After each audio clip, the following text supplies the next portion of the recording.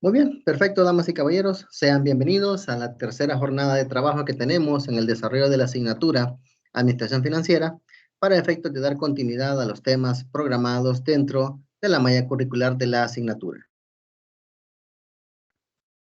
La idea fundamental es que ahora vamos a dar continuidad a los contenidos que habíamos estado revisando. Igual, ¿verdad? Siempre como les mencionaba, el apartado de las clases en vivo, donde tenemos el apartado de las conferencias y los enlaces de los videos, ¿verdad? Más tarde, ahora por la noche o mañana a primera hora, les estoy compartiendo el enlace del video, de la videoconferencia de esta oportunidad, para que lo puedan revisar cuando lo estimen pertinente, ¿verdad?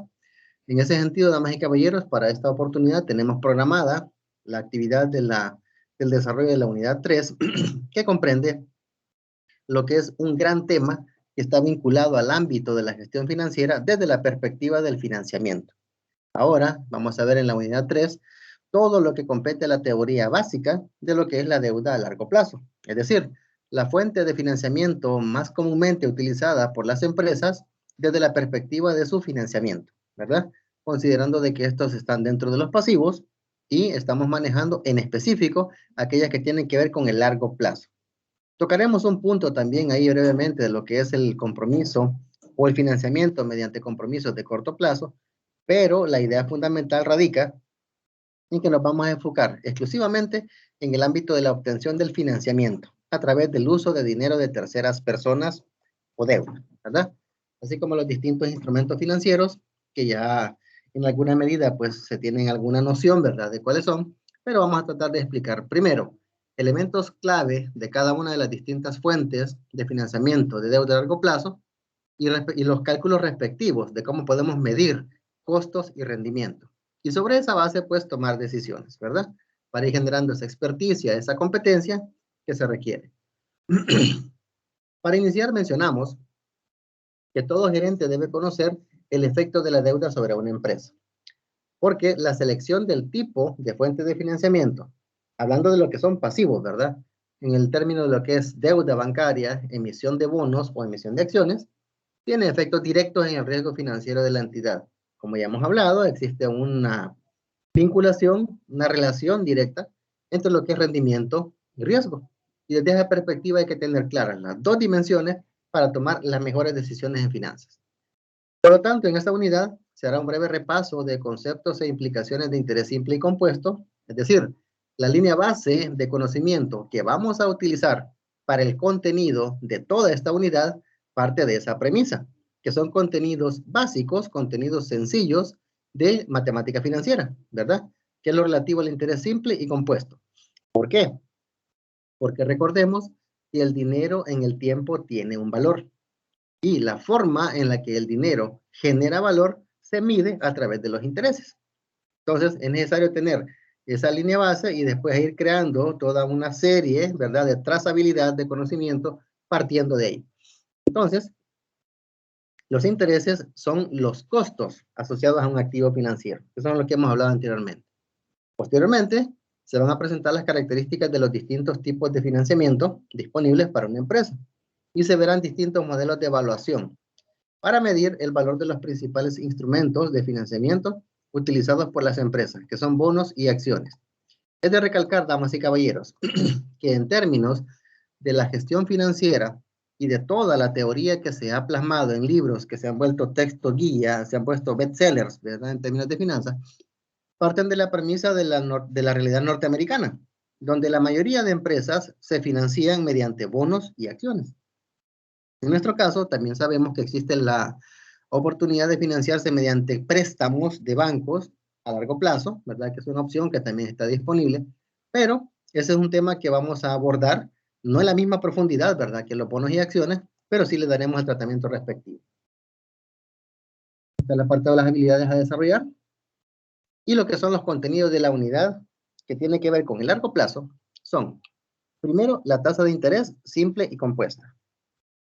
Después vamos a la evaluación de bonos y sus características.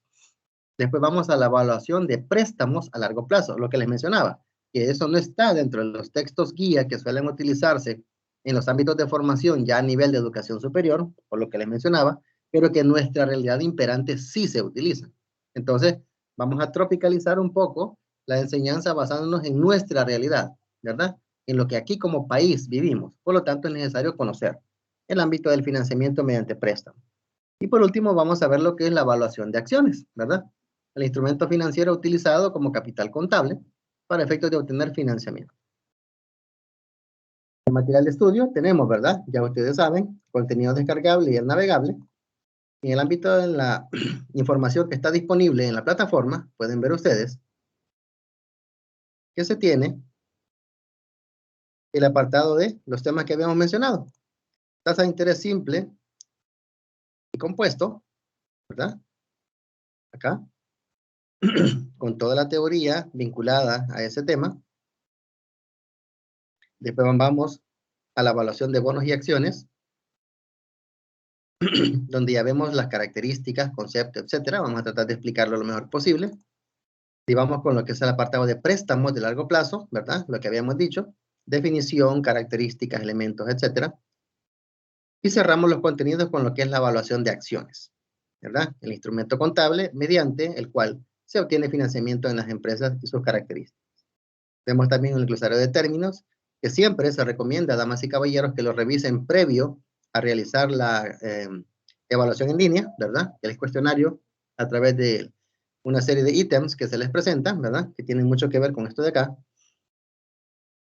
De ahí vamos con los recursos complementarios, los textos que siempre se les comparten, ¿verdad? Un par de videos por ahí también que habla de la elaboración de bonos y evaluación de acciones. Y la actividad formativa, ¿verdad? Que deben completar para efectos de darle el 100% de cumplimiento a los temas de la unidad. Recordando que esta no tiene calificación porque es actividad formativa, no es sumativa, pero es necesario realizarla, ¿verdad? Entonces, brevemente, damas y caballeros, esos son todos los elementos a verificar. Y una vez hayamos discutido el tema en la presentación que les voy a compartir, tenemos las actividades a realizar, que las vamos a explicar oportunamente, ¿verdad?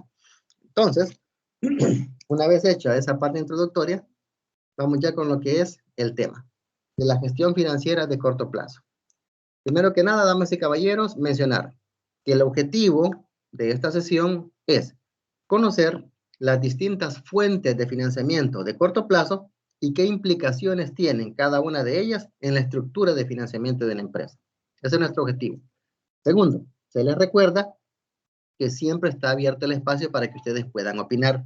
Recuerden que siempre ustedes tienen la ventana abierta para que ustedes puedan emitir opiniones, presentar dudas, emitir comentarios, sugerencias, etcétera, ¿verdad? Se les invita a que aprovechemos estos espacios para que tratemos de poder generar el mayor intercambio de conocimiento posible, ¿verdad? Igual, si ustedes estiman pertinente y no es posible o no estiman conveniente realizar las consultas durante la presentación, perfectamente lo podemos hacer al final, donde se habilita un espacio de preguntas y respuestas, ¿verdad? En ese aspecto, entonces, damos formalmente por iniciada la actividad, damas y caballeros, donde vamos a discutir el tema de la gestión financiera de corto plazo. Las tablas de contenido, como le habíamos mencionado, 4 grandes temas, ¿verdad? La tasa de interés simple y compuesta. Después vamos con la evaluación de bonos y sus características. Ahí vemos la evaluación de préstamos a largo plazo, todas las implicaciones y todos los elementos a considerar por ahí. Y finalizamos con el término de la evaluación de acciones. Vamos entonces con el primer tema, tasa de interés simple y compuesta. En ese sentido, tenemos que hacer una pequeña división, es decir, tenemos que hacer una pequeña discernimiento entre ambas tasas de interés, porque si bien es cierto, ambos implican el costo del dinero de terceras personas utilizados para nuestro funcionamiento en una empresa, también hay que tomar en cuenta de que las implicaciones de su uso son particulares. Es decir, el interés simple parte de una naturaleza, una condición, una realidad, al igual que el interés compuesto, porque es una situación diferente, ¿verdad? Por lo tanto, se hace necesario, es requerido, que se haga el apartado de diferenciarlos. Y por eso los vamos a presentar de esa manera, para que ustedes se vayan familiarizando con las distintas implicaciones que tiene la utilización de cada uno de ellos. Vamos por el primero. La mayoría de textos de finanzas, de hecho, todos los textos de finanzas que ustedes puedan revisar, ya sea a nivel básico o nivel avanzado, parten de la premisa del conocimiento de lo que es el interés simple. Es la forma más común, la forma más sencilla, o como se diría, entre comillas, la forma más simple de medir el costo del dinero a través de su uso para financiamiento.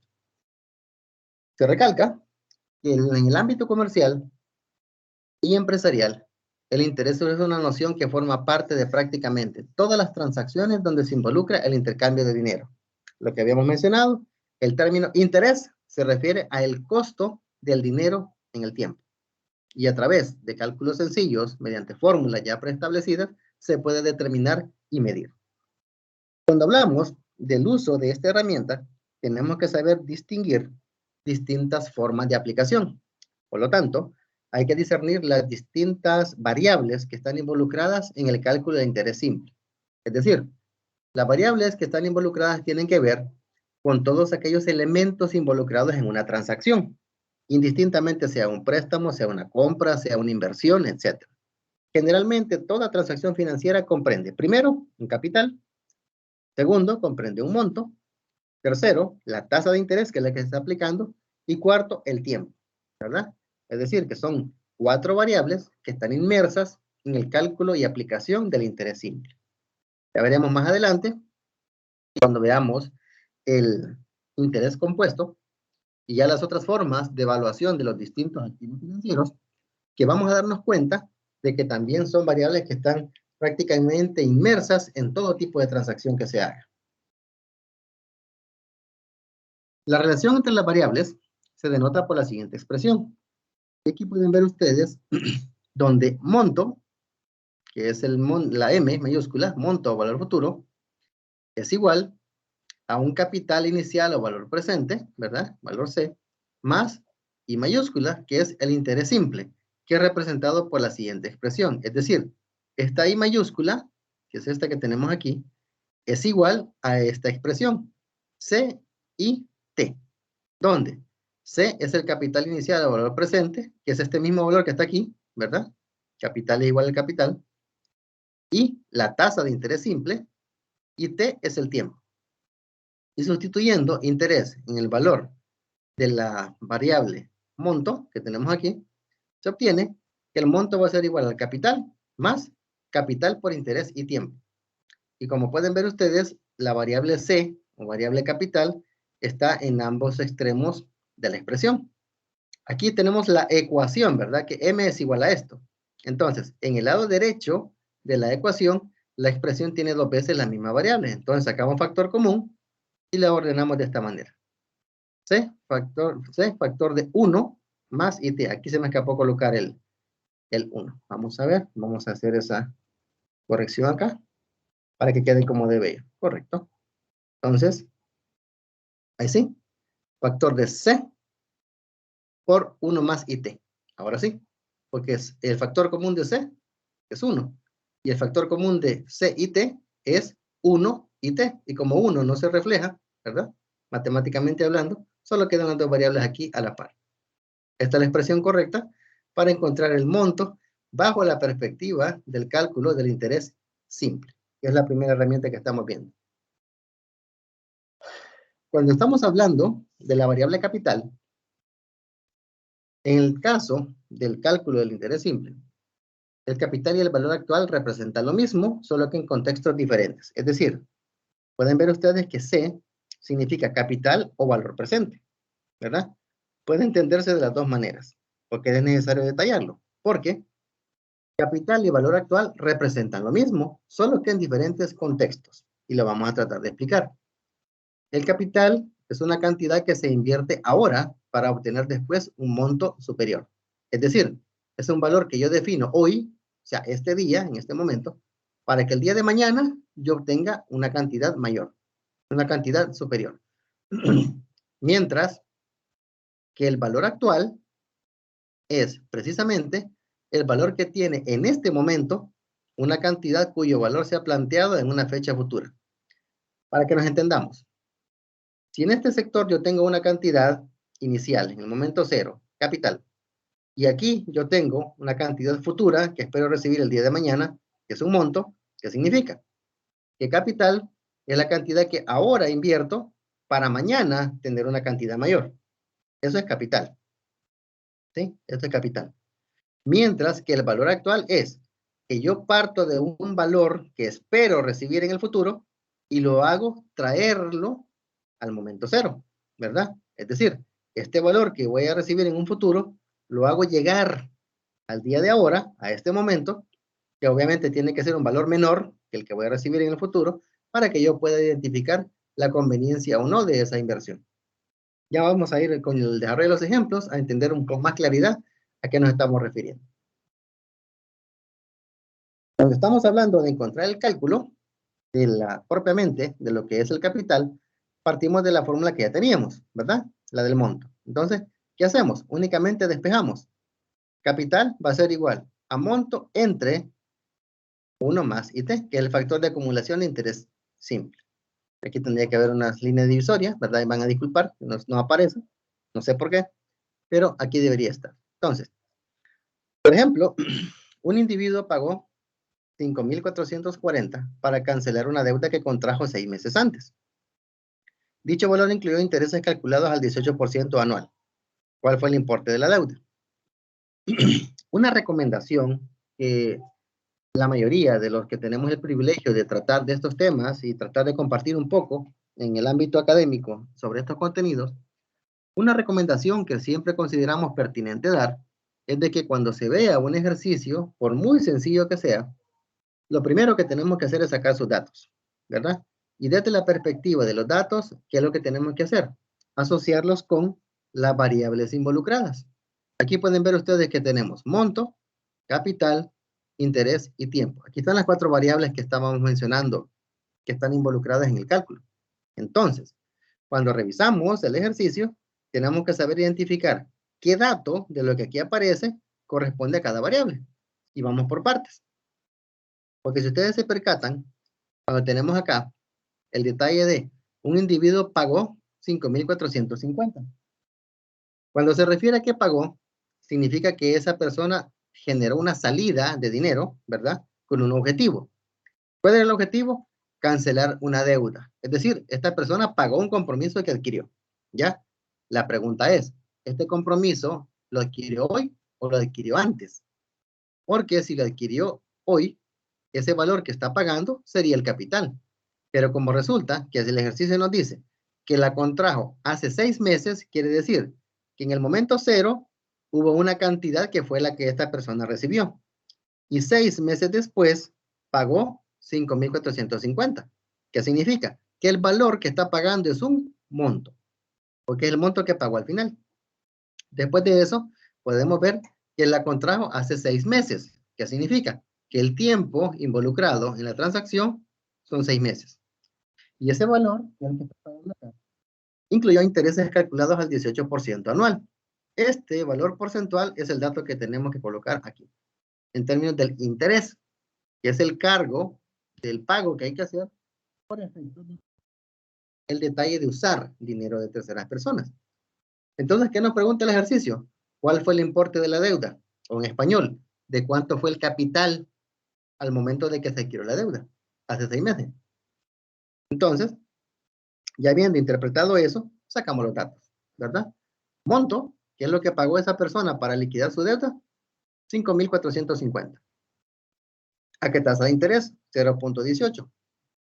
Una recomendación que se da, damas y caballeros, para efectos de trabajar cálculos de interés simple, compuesto o cualquier ejercicio de matemática financiera es que para efectos de procedimiento, el valor del interés se debe colocar en términos decimales. Solo para efectos de respuesta es que se debe colocar porcentual.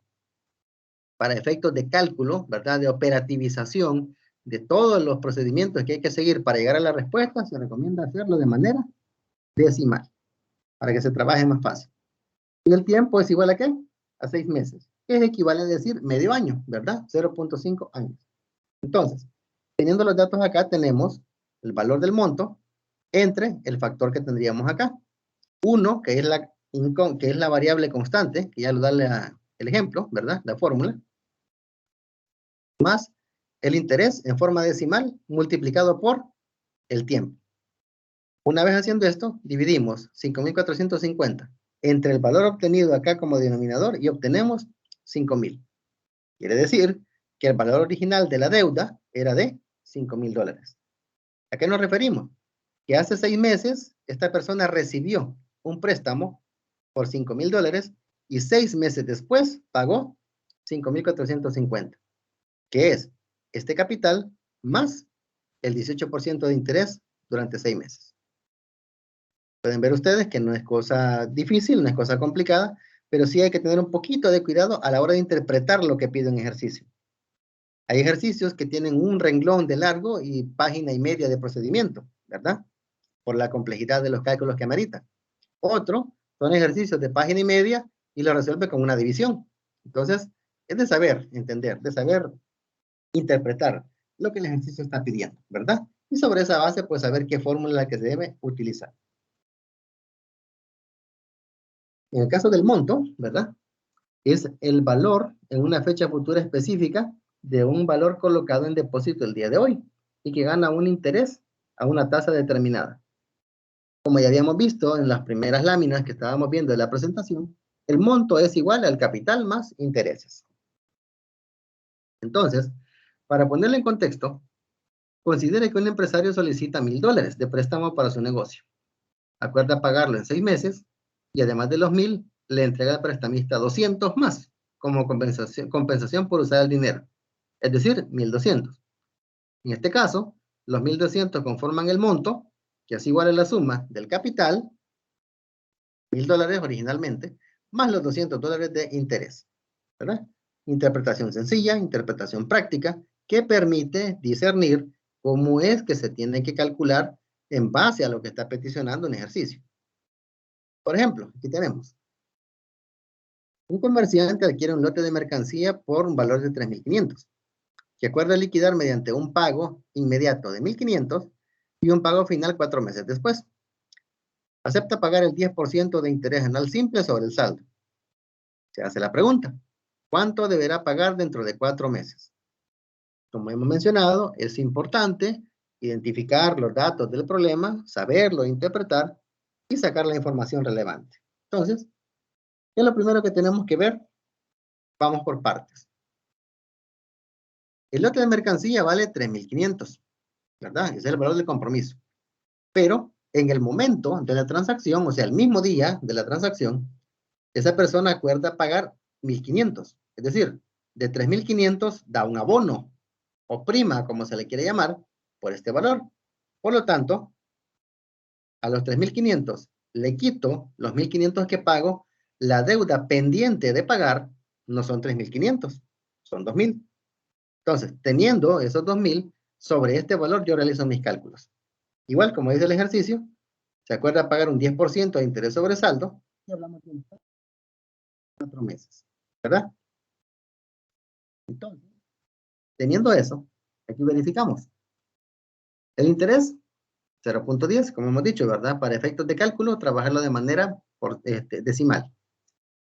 El tiempo sería 4 meses, como tenemos aquí el apartado, ¿verdad? Meses entre 12 meses, que tiene un año, ¿verdad? 4 entre 12. Equivalente a 1/3 o 0,33, como le quieran poner ustedes. Entonces, calculándolo, ya el monto en base a la fórmula, ¿verdad? Capital, factor de 1 más interés y tiempo, solo sustituimos de capital o lo que quedó pendiente después de que hice el abono, ¿verdad? En este caso quedan pendientes $2,000, va aquí. Factor de 1 más el interés, 0,10, y el factor tiempo. Recordarles, damas y caballeros, que siempre es necesario que se agreguen a la plataforma en las videoconferencias mediante su correo institucional, ¿verdad? Ok, aquí preguntaba Catherine, excelente. El tiempo debe ser en años. Es lo recomendable, es decir, que debemos tratar de llevar toda unidad temporal que nos presente un ejercicio de este tipo a año, ¿verdad?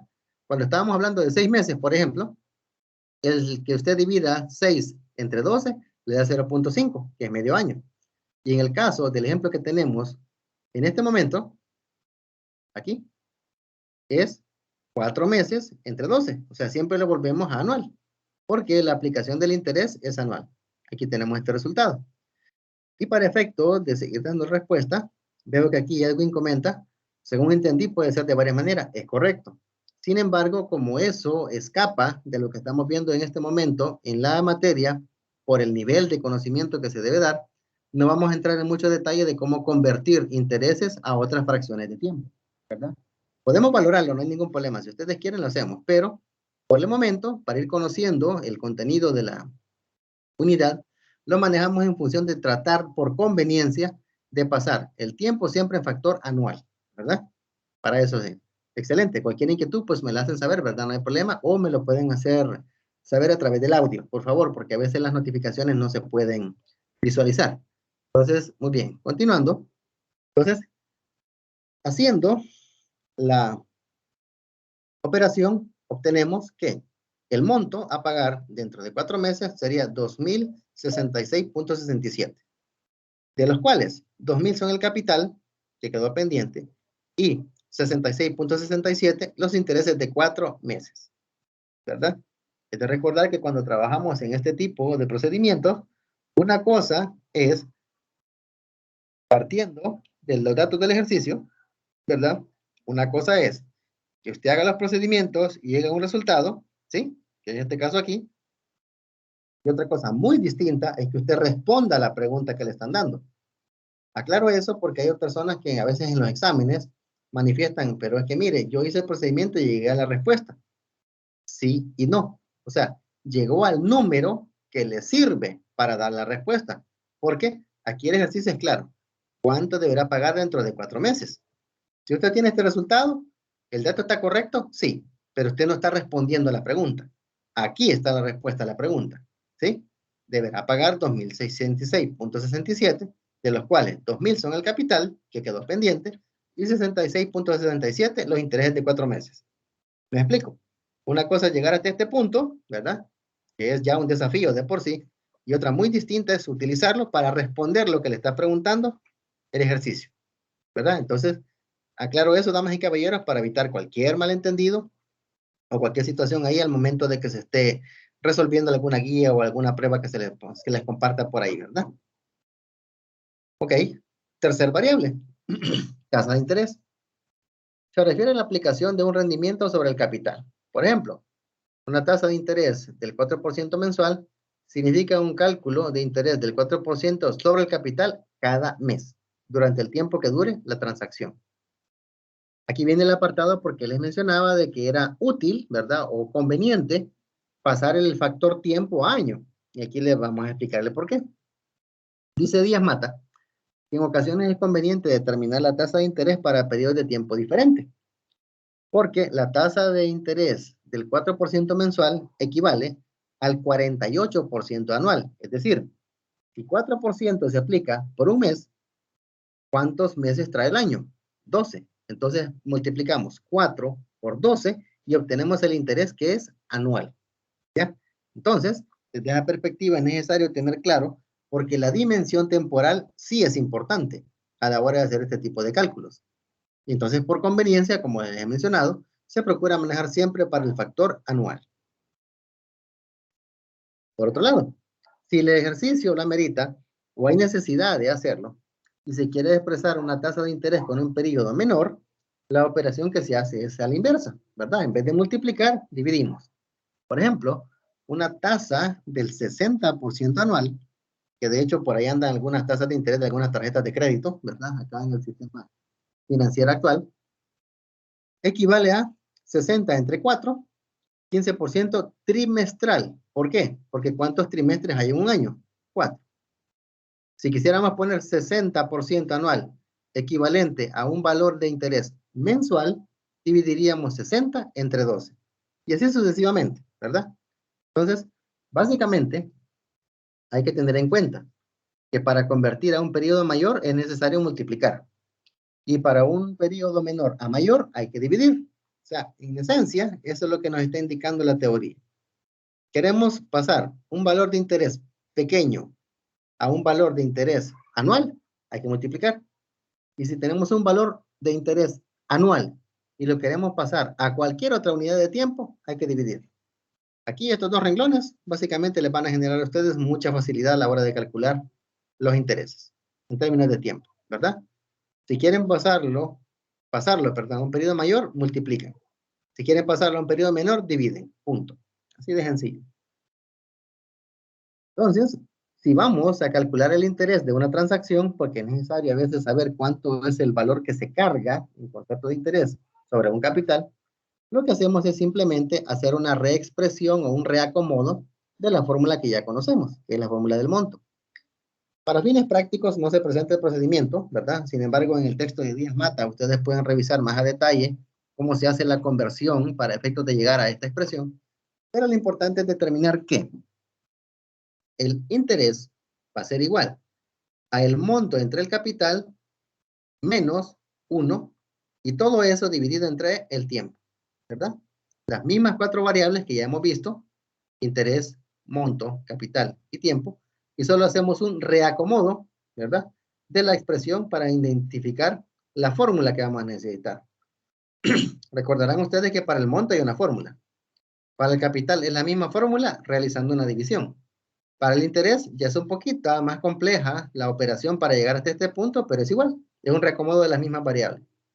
Entonces, Guillermo Escalante, como ejemplo, realiza un depósito por 75,000 en una cuenta bancaria que le garantiza 0.35% mensual simple. Guillermo desea saber, en términos de dinero, cuánto interés le va a generar mensualmente el depósito. Para dar respuesta a la interrogante, se hace el cálculo. ¿Cuánto es el interés que va a recibir esta persona? ¿Verdad? Si tenemos que el capital son 75,000, el interés, recordando que si es 0.35 porcentual, esto lo dividimos entre 100 para volverlo decimal.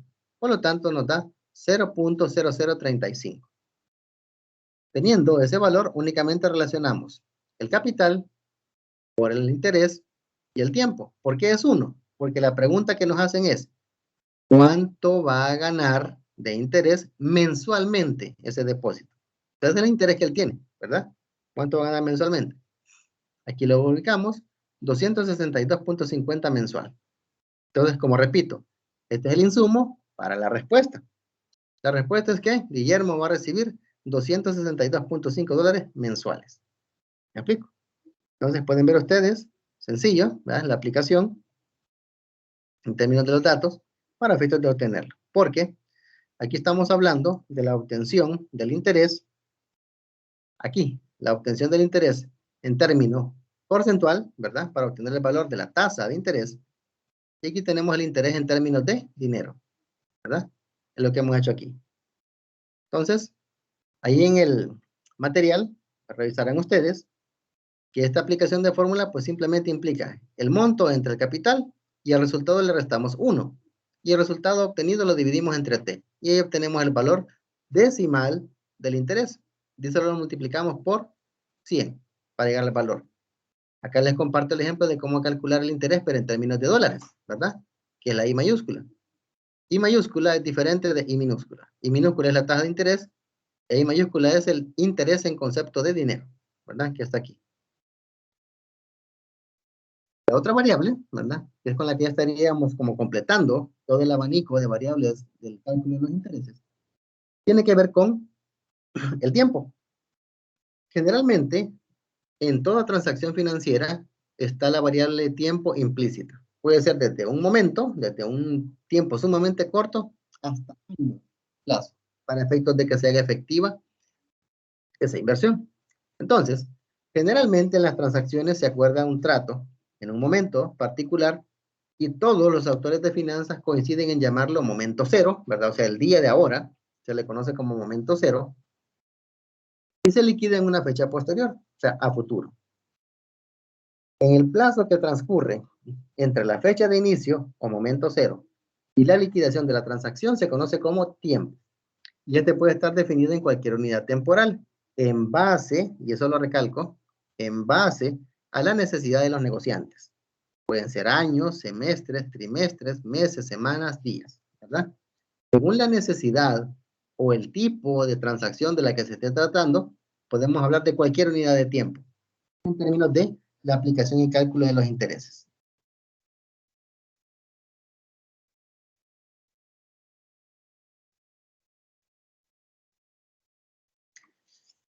Se recalca que en términos de finanzas hay dos formas de calcular el tiempo en una transacción de interés simple.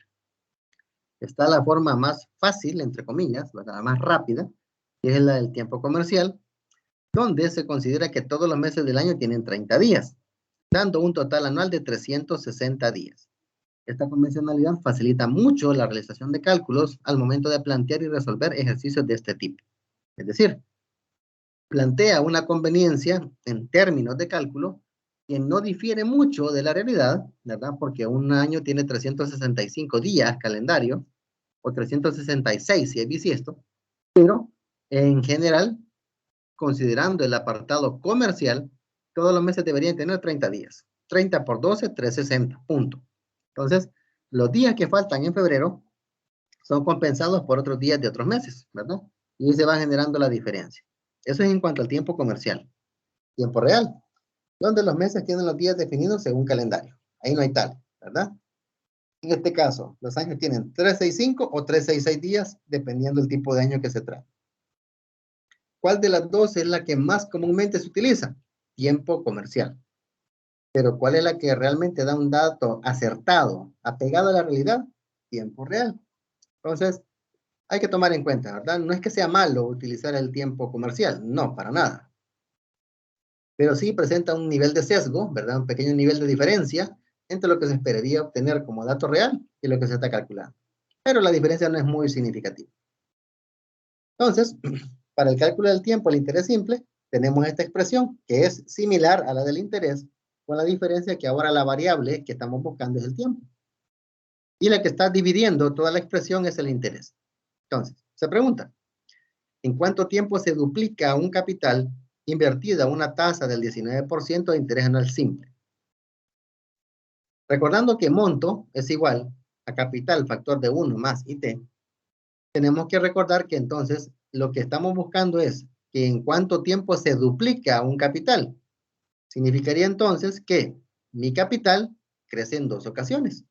Y si 2 ocasiones es mi capital, eso se me convertiría en mi monto, ¿verdad? Porque un capital lo reflejo por 1. Si mi capital busco que se duplique, entonces este 1 lo multiplico por 2 y me da 2 para obtener el monto. Una vez hecho eso, hago la separación, ¿verdad? De los valores que están acá, en términos de que monto es igual a 2, capital es igual a 1 y de la expresión, ¿verdad? 0,19 por t, que es el tiempo. Realizo los despejes respectivos y llego al final que el tiempo es de 5.26 años. Ahora, observe que para resolver este problema solo se necesita suponer un monto igual al doble de cualquier capital. Por ejemplo, si en vez de utilizar esta expresión en términos de variable, lo hacemos en base a valores, por ejemplo, si el capital fuera 15, el doble de este capital fueran 30. Y si lo hago, sustituyendo esos valores en la expresión, obtengo al final los mismos 5.26 que tengo acá. ¿Me explico? Entonces, es la misma expresión que se obtuvo antes. Vale la aclaración. En términos de respuesta, cuando se está trabajando en este tipo de cálculos para efectos de manejar una resolución de un planteamiento, de un ejercicio, de un problema, cuando se dan respuestas en el mundo real, usted no le va a decir a nadie que usted va a duplicar su capital en 5.26 años. No. Usted va a decir 5 años, tantos meses, tantos días. ¿Me explico? Entonces, hay que tener esa facilidad, ¿verdad? Esa habilidad de saber convertir estas expresiones a meses y días. ¿Cómo? Sencillo. Si tenemos 5.26, le quito 5, me quedo 0.26. Este 0.26, ¿por qué lo multiplico? Por 12, que son los meses. El resultado que me dé, si me da también en fracción decimal, así como está, le quito el apartado de meses y lo que me quede lo multiplico por 30, que es, como hemos dicho, el apartado del tiempo comercial, donde todos los meses tienen 30 días. Y al hacerlo, yo obtendría 5 años, X cantidad de meses, X cantidad de días. Y así como plantearía la respuesta, ¿verdad? No lo dejaría así 5.26 años, no. La respuesta es 5 años, tantos meses, tantos días, ¿verdad? Para efectos de este tipo de respuestas así cuando hablamos del tiempo. visualizando lo que es el interés simple, que es la forma como más sencilla, ¿verdad? De verificar la identificación del costo del dinero en el tiempo, entramos ya a una parte más elaborada, que de hecho es el fundamento de todo lo que es finanzas en el mundo real, que es el interés compuesto. El interés compuesto es el interés que se gana sobre interés que se invierte. Parece un trabalengua, ¿verdad? Pero es bastante fácil de entender. Lo que quiere decir es que en el interés compuesto se ganan intereses sobre un capital al que se le han sumado intereses anteriores. ¿Por qué? Porque cuando el interés ganado por un capital inicial es sumado a ese valor, ¿verdad? Es decir, que el interés que gana este capital, yo se lo sumo a este capital y se me vuelve un solo valor. Y sobre ese valor se convierte en ¿qué cosa? El capital sobre el que calculan nuevamente los intereses y así sucesivamente, ¿verdad? Como el famoso efecto bola de nieve, ¿verdad? A medida va rodando, se va cada vez llenando de más materia, de más nieve, y en función de eso, pues va aumentando su tamaño. Por analogía, así opera el interés compuesto, porque el interés que gana un capital se suma al capital y eso se vuelve una sola cantidad. Y sobre esa cantidad se vuelven a calcular intereses y así sucesivamente. En este caso, el interés se capitaliza y está en presencia de una operación de interés compuesto. En estas operaciones, el capital no es constante a través del tiempo. Cuando hablamos de interés simple, la cantidad sobre la cual aplicamos los intereses no cambia, es la misma, es invariable. Mientras que en el interés compuesto, sí, porque al sumarle el interés al capital, ya la cantidad se me transforma, ¿verdad? Entonces, cuando eso pasa, al final de cada periodo va aumentando por medio de la incorporación de los intereses ganados según la tasa convenida. Los periodos de capitalización son intervalos de tiempo sobre los que se calcula el interés. Por ejemplo, 4 por 5 de interés anual indica que el periodo de capitalización es anual. O dicho en otros términos, una vez en el año le cargamos los intereses a esa cantidad. Por otra parte, una tasa de 4.5 trimestral implica que el periodo de capitalización es trimestral, por lo que es lo mismo. Cada 3 meses le calculamos el interés al valor original y se lo sumamos, ¿verdad? En el segundo trimestre, al valor que me dio, le calculo los intereses y se los sumo. Se me hace un solo valor. En el tercer trimestre, hago lo mismo hasta llegar al cuarto. Significa entonces que durante el año, 4 veces le he aplicado intereses a ese capital, ¿verdad? La fórmula para su cálculo es monto igual a factor de 1 más i elevado a la n, ¿verdad? Aquí la n debe ser un exponente, ¿verdad? Elevado a la n, donde ya sabemos que c es el capital, m el monto, y la tasa de interés, y n el número de periodos de capitalización. Es decir, n significa cuántas veces se le aplica el interés a este capital. Que eso es muy distinto. Hablábamos con el interés simple, porque en el interés simple no se capitalizaban intereses, solo se calculaban y punto. Aquí no, se calculan y se suman al capital. Por lo tanto, se le llama capitalización, ¿verdad? Entonces, básicamente, en lo que les mencionaba, ¿verdad? Que las variables involucradas en prácticamente toda transacción son capital, monto, tasa de interés y tiempo, que son las mismas de interés simple, ¿verdad? Pero que aquí lo que cambia, ¿qué es? La aplicación de la variable de intereses. Por eso la expresión es distinta, ¿verdad? Ya no es factor de 1 más it, sino que es 1 más i elevado a la n, ¿verdad? La n es un exponente. Cuando hablamos de las distintas variables, vamos entonces con lo que es la primera, la que generalmente se inicia para cálculo, que es el capital. Puede ser la cantidad de inversión sobre la cual calculamos los intereses. Y para calcularla, ¿qué es lo que hacemos? Únicamente despejamos. Tenemos capital, factor de 1 más i elevado a la n. Entonces solo despejamos, pasamos a dividir el factor de acumulación de interés compuesto, ¿verdad? Y quedaría el monto entre el factor de acumulación de interés compuesto, ¿verdad? Aquí, numerador, denominador. Un pequeño ejemplo. ¿Cuánto debe depositarse en el banco si se desea tener un monto de 50,000 dentro de 3 años y la tasa de interés es del 20% anual convertible semestralmente?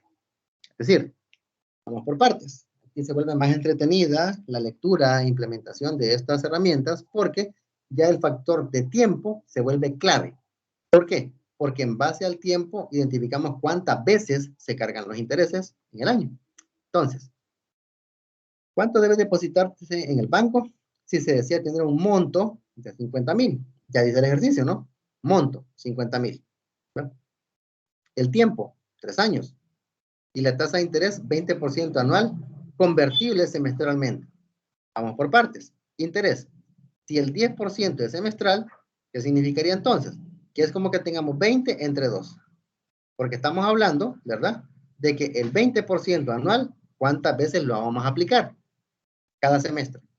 Y como hemos dicho, que cuando valores de interés altos los debemos pasar a valores más pequeños, dividimos. Entonces, 20%, que es lo anual, lo dividimos entre ¿cuántos semestres hay en el año? 2. Entonces, el valor a aplicar es 10% semestral. El tiempo. Habla de 3 años. Pero como cada año tiene 2 semestres, entonces la aplicación de intereses serían 6 semestres. 3 años, ¿verdad? Por 2 semestres cada año. 3 por 2, 6. Una vez hecho eso, hacemos nada más la ubicación, ¿verdad? El monto entre el factor de 1 más el interés semestral elevado al número de periodos que lo va a aplicar y tenemos al final un valor de 28,223,70. Recordando, este es el dato para la respuesta. La respuesta es, deben depositarse 28,223,70 a fin de contar con $50,000 en un periodo de 3 años si la tasa de interés es del 20% anual convertible semestralmente, ¿verdad? Vean ustedes que aquí sí se vuelve relevante el pasar a una unidad temporal tanto el periodo de capitalización como el interés. En el interés simple, por conveniencia, habíamos dicho, vuélvalo anual, ¿verdad? Porque es lo que importa es en el año, cuánto interés genera eso, punto. Aquí no. Aquí convertimos la tasa de interés anual a una que se aplique al tiempo que nos dice el ejercicio que se va a capitalizar. ¿Cómo se capitaliza? Mediante el número de veces que se está convirtiendo. Semestralmente, 2 veces en el año. 20 entre 2, 10. Y en el caso del tiempo, no son 3 años, sino que son 3 años por 2 semestres. Porque cada año lo vamos a aplicar 2 veces, el interés. Entonces, 3 por 2, 6. Y obtenemos el resultado. Y la respuesta es esta, 28,223,70. Monto, como ya hemos hablado, es la suma de capital más el interés. Un pequeño ejemplo rapidito para poderlo visualizar es, se obtiene un préstamo bancario de 1,5 millones a un plazo de 1 año con interés de 12% convertible trimestralmente. ¿Cuál es el monto que deberá liquidarse? Es decir, el préstamo se adquiere hoy y el préstamo tiene este valor, pero lo voy a pagar ¿cuándo? Dentro de 1 año. Entonces tengo que saber cuánto este valor se me va a convertir en 1 año aplicándole el 12% cada trimestre, ¿verdad? Porque este 12% lo voy a ir aplicando 4 veces en el año, porque hay 4 trimestres en el año.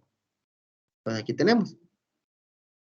La tasa de interés por medio de conversión es 0,12, ¿verdad? Que es el interés anual. Lo divido entre 4, que son los trimestres que están en el año, y lo obtengo aquí. Y el número de periodos de capitalización es igual a 1 año por 4 trimestres, ¿verdad? Aunque la transacción es para 1 año, pero la aplicación de intereses es 4 veces en el año. Entonces se hace la multiplicación, 1 por 4, 4. Sustituyendo datos, obtengo el monto que debo liquidar al banco dentro de 1 año es de 1,688,273,21. ¿De acuerdo?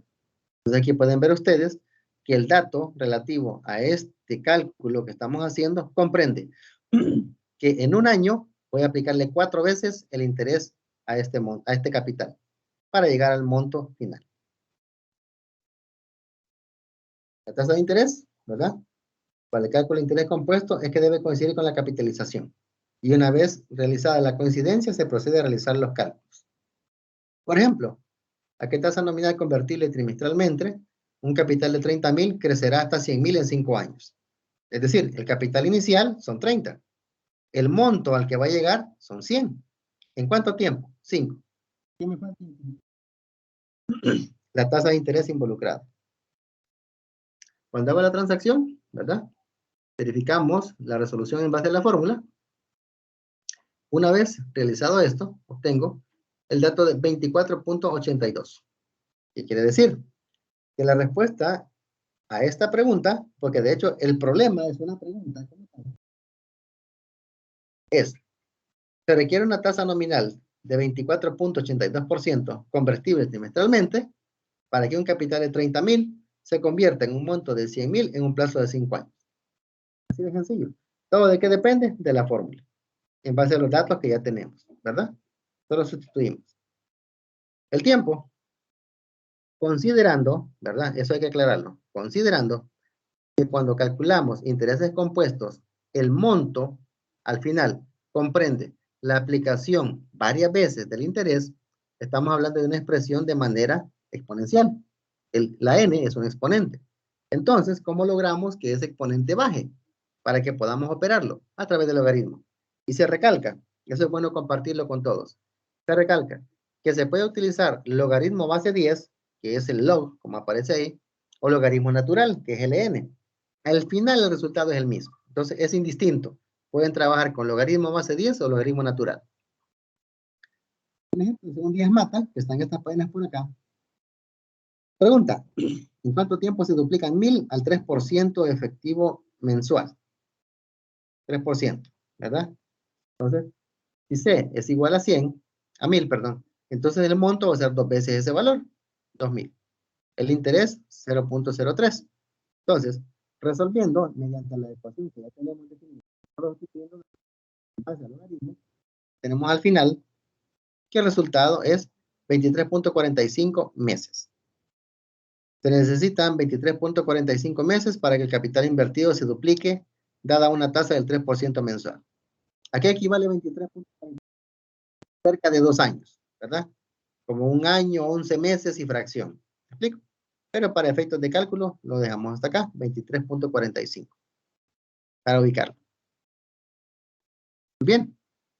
Una vez revisada esa parte teórica, ¿verdad? La parte sencilla de lo que es la cuestión del interés, ahora vamos a entrar a lo que es la evaluación de bonos y características.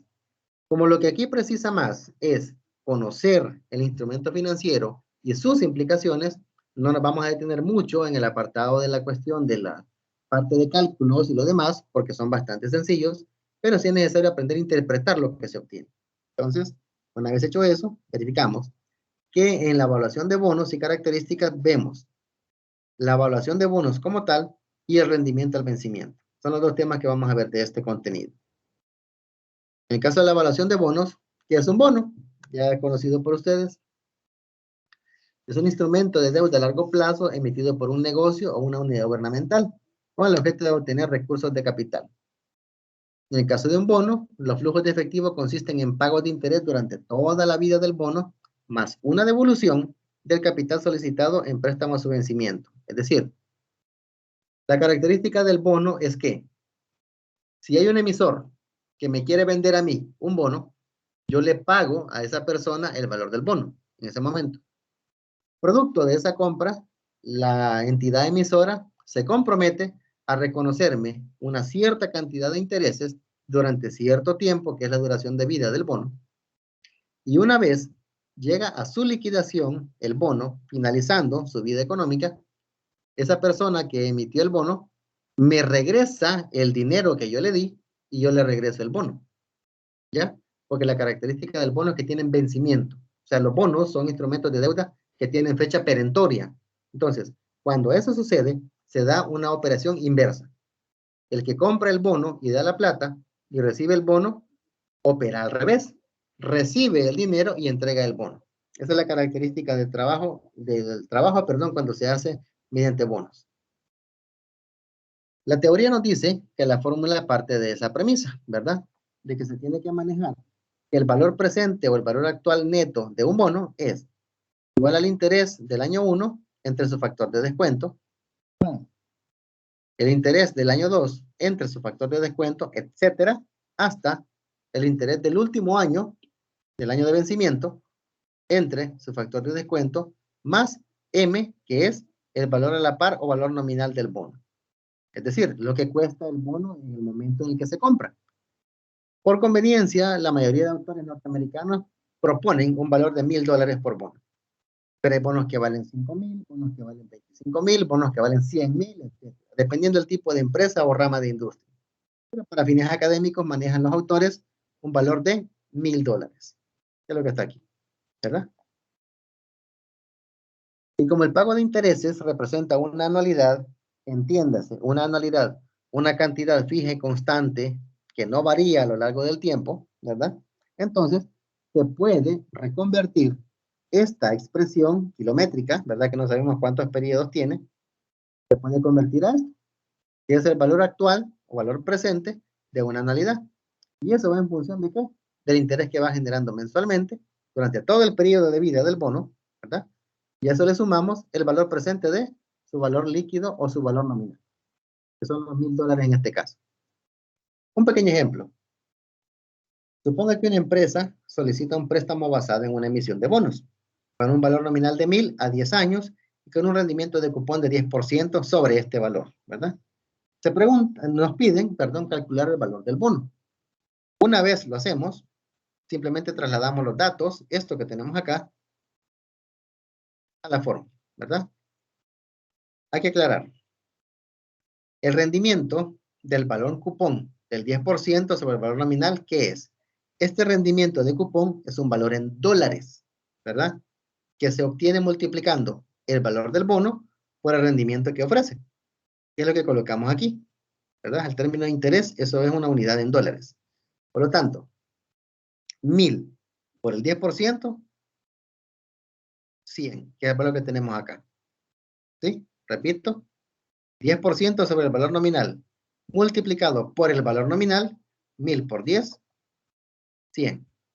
Después solo sustituyo datos acá en la expresión y después hago al final la sumatoria del valor nominal, que son $1,000, ¿verdad? Entre el factor de descuento. El factor de descuento comprende el interés y el tiempo, ¿verdad? Haciendo eso, se obtiene un resultado de $1,000. Es decir, el valor actual de un bono con estas características es de $1,000, que es idéntico a su valor nominal. Y esto tiene una razón de ser, y es lo que les mencionaba. Más que priorizar el apartado del cálculo, vamos a enfocarnos en la interpretación de lo que tenemos que entender qué significa eso. Se dice que el resultado va a ser igual siempre y cuando la tasa de interés requerida sea igual a la tasa de interés de cupón. Hay que aclarar, la tasa de interés de cupón es la que se ofrece cuando el bono es vendido. Es decir, si una entidad dice, yo le vendo a usted un bono por $1,000 y le ofrezco yo a usted como emisor 10% de rendimiento, ese es el rendimiento de cupón, ¿verdad? Que multiplicándolo por el valor nominal, obtenemos el valor en concepto de intereses, que está aquí. Eso es la tasa de interés de cupón. La tasa de interés requerida es otra. Esa es diferente porque esa la define el mercado. Es decir, si alguien me dice, yo le vendo a usted un bono de $1,000 a un 10%, yo le preguntaría, ¿en qué rama de la industria está usted? Telecomunicaciones, me puede decir. Y yo reviso cómo se comportan otros instrumentos financieros de ese mismo sector e identifico que lo que el mercado está ofreciendo no es el 10, sino que es el 100, ¿verdad? Aunque todos ofrecen el 10%, pero el mercado está ofreciendo 7. Significa entonces que la tasa de interés de cupón puede diferir de lo que el mercado está exigiendo. Entonces, teóricamente hablando, este resultado es igual, este resultado que se obtiene es idéntico al valor nominal cuando lo que el mercado exige y lo que el emisor está ofreciendo es lo mismo, ¿verdad? La tasa es igual. Y de hecho, en otras palabras, cuando la tasa de interés de mercado asociada en un bono, K sub D, es igual a la tasa de interés de cupón, entonces se va a vender en su valor nominal. Aquí viene lo interesante. Para identificar con claridad el efecto que esta modificación de tasas tiene sobre el valor de un bono, hay que ver los siguientes escenarios. Aquí vamos a entenderlo mejor. Escenario 1. Supongo que a causa de las condiciones económicas, el rendimiento requerido, o sea, lo que el mercado me está pidiendo, se reduce del 10 al 8%. En este caso, los intereses por cupón y el valor del vencimiento se mantienen constantes, pero en sí el valor del bono se modifica. ¿A qué nos referimos? El interés, que es el resultado de multiplicar la tasa de cupón por el valor nominal, se mantiene igual, porque es lo que el emisor ofreció, ¿ya? 10%. Pero el mercado está evaluando los bonos en un valor distinto. Ya no lo evalúa al 10, sino que al 8. Sería entonces acá. Sustituyendo entonces, obtenemos que el bono ya no vale $1,000, como cuando la tasa de interés de cupón y la de mercado son iguales. Acá tenemos un valor diferente, ¿verdad? De 1,134.20. Vamos a explicar en qué consiste. El valor del bono es de 1,134.20. ¿Cuánto valía originalmente? 1,000. ¿Cuánto es el valor que tenemos en exceso? 134.20. Esto, técnicamente hablando, se le conoce como prima, ¿verdad? O premio. De hecho, James Van Horn le llama premio, al igual que Stan Block. Pero Kidman, por ejemplo, o Besley le llaman prima de un bono. Para tener una adecuada interpretación de este efecto, es necesario definir roles. O sea, aquí esto yo lo utilizo mucho para efectos de que nos pongamos en los zapatos de los agentes involucrados, de los actores de esta transferencia, para que sepamos discernir qué papel juega o qué efecto tiene esta transacción según el rol que usted juegue. Y aquí lo vamos a ver. Se definen dos roles. El que vende el bono, emisor, y el que lo compra, tenedor. ¿Verdad? Cuando se emite el bono, el emisor se compromete a pagar un interés del 10% a lo largo de la vida. Es decir, este 10% representa $100 para el tenedor del bono mientras lo posea. ¿Ya? Sin embargo, en este escenario se determina que el rendimiento que el emisor ha dado al tenedor es mayor que el rendimiento que el mercado exige para bonos de similar naturaleza. Por lo que el tenedor ha estado recibiendo más rendimiento que el del mercado, ya que el mercado solo exige el 8%, que sería en este caso $80. Y él ha estado recibiendo 100. En español, si yo fuera un emisor y les vendo a ustedes el bono, yo les ofrezco a ustedes el pagarles 10% sobre los $1,000 que vale el bono. Pero resulta que ese tipo de bonos en el mercado no está pagando el 10, está pagando el 8. Significa que yo como emisor les estaría pagando a ustedes 2% arriba de lo que el mercado está ofreciendo. O sea, yo les estaría dando más de lo que cualquier otro bono en el mercado les podría dar. Eso es lo que está indicando este párrafo. Entonces, producto de la variación, cuando calculamos el valor presente del bono, se determina que el bono se vende con una prima de 134.20, es decir, un valor por arriba de su valor nominal. El valor obtenido significa que cuando se hace efectivo el bono, es decir, cuando el bono vence y hacemos la operación, yo se lo vendí y ustedes lo compraron. Cuando el bono vence, hacemos lo opuesto. Yo recibo el dinero, ¿verdad? Yo entrego el dinero y ustedes el bono. Entonces, significa que cuando se hace efectivo, el tenedor, o sea, ustedes, los que compraron el bono, no me regresarían a mí $1,000 que valía originalmente, sino que me van a regresar 1,134, un valor mayor al original de emisión. Para ustedes, como tenedores de ese bono, representa un costo. ¿Por qué? Porque ustedes me están pagando más de lo que valía el bono originalmente. Para mí, como emisor, eso representa un premio o prima, como se llama teóricamente, porque me están dando más de lo que el bono vale. Pero eso es ¿por qué? Porque durante toda la vida del bono, yo les di a ustedes más intereses que lo que el mercado les estaba ofreciendo. ¿Ya? Por eso es que se maneja, dependiendo del rol que usted juegue, si es tenedor o es emisor, el beneficio o la afectación que eso tiene. Si el escenario fuera al revés y ustedes fueran emisores y yo el tenedor, durante 10 años yo recibí más intereses de parte de ustedes de lo que el mercado estaba ofreciendo. Y al momento de redimir el bono, yo tuve que pagarles a ustedes más de lo que el bono valía. ¿Por qué? Porque ustedes me dieron más rendimiento de lo que el mercado estaba ofreciendo. ¿Ya? Más o menos por ahí va la interpretación de este escenario cuando estamos hablando de la venta de un bono con prima o premio, ¿verdad? Obviamente, si hay dudas o inquietudes, pues perfectamente las discutimos, no hay problema. Entonces, la prima de 134.20 es un beneficio para el que emitió el bono, ¿verdad? Porque recibe ese exceso en valor del bono original. Mientras que para el tenedor, ¿verdad? O sea, para ustedes en este caso, representaría una pérdida, ya que regresan los 1000 que vale el bono originalmente, más 134. En concepto de prima, por haber reconocido un interés mayor que el exigido por el mercado durante la vigencia del bono. ¿Ya?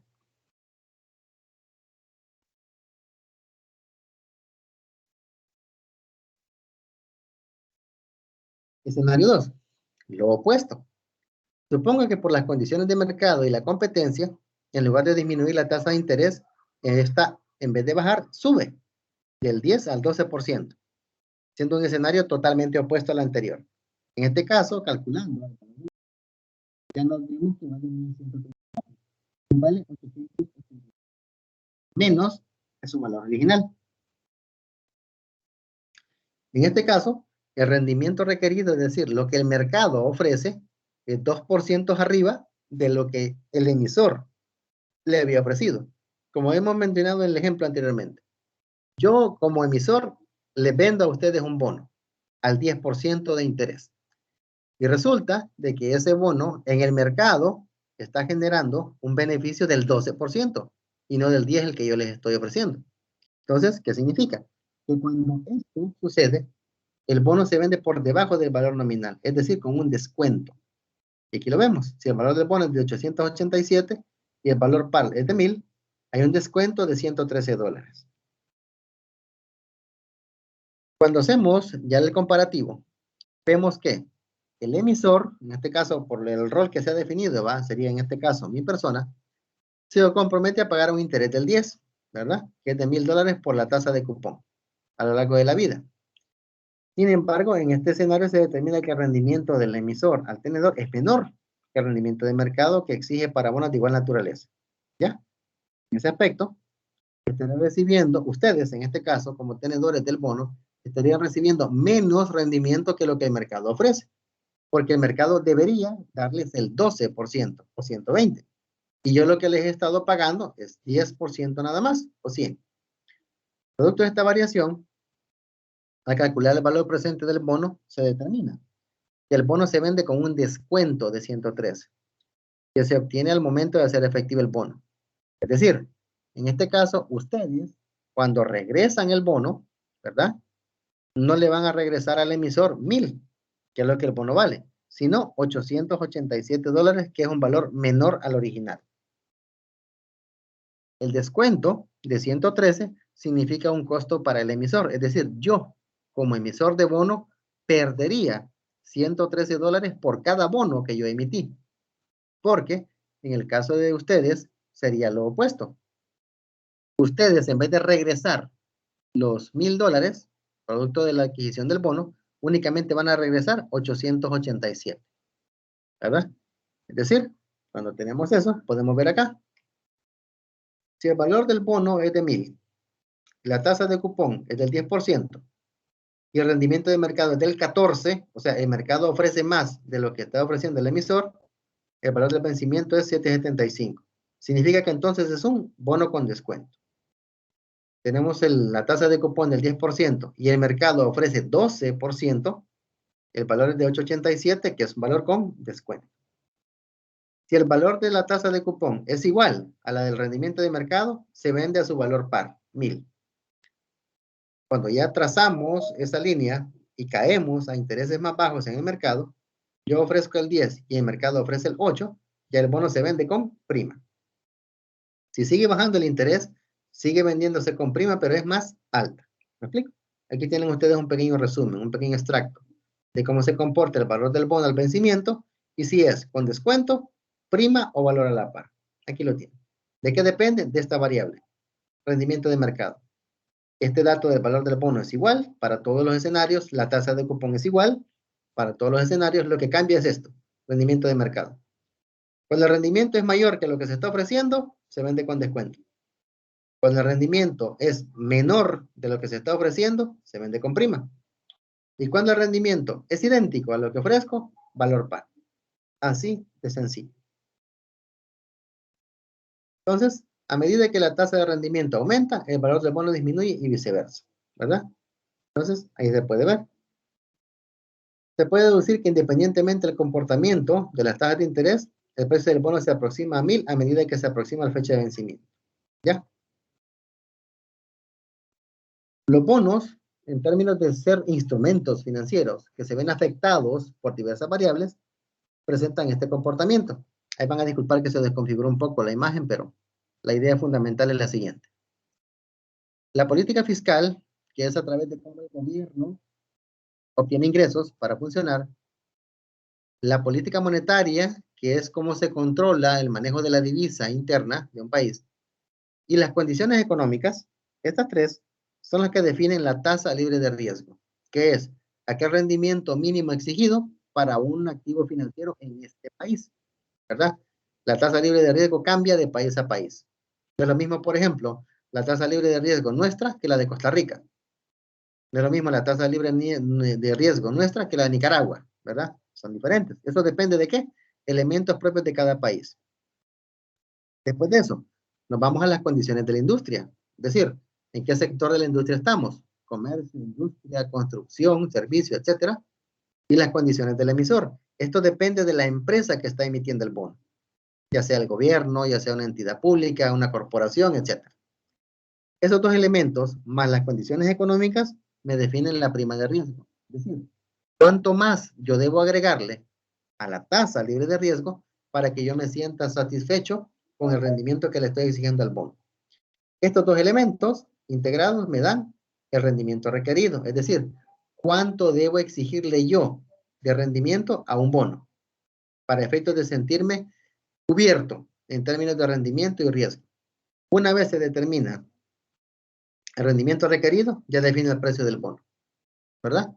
Entonces, pueden ver ustedes que la definición del precio de un bono no es de manera antojadiza. Comprende elementos de país, elementos de la industria y elementos de la empresa que está emitiendo el bono, ¿verdad? Es bastante complejo definir un elemento de precio real de bono en el mundo actual, ¿verdad? Ya en términos reales. Sin embargo, pues es bueno, ¿verdad? Que se tenga claro esto.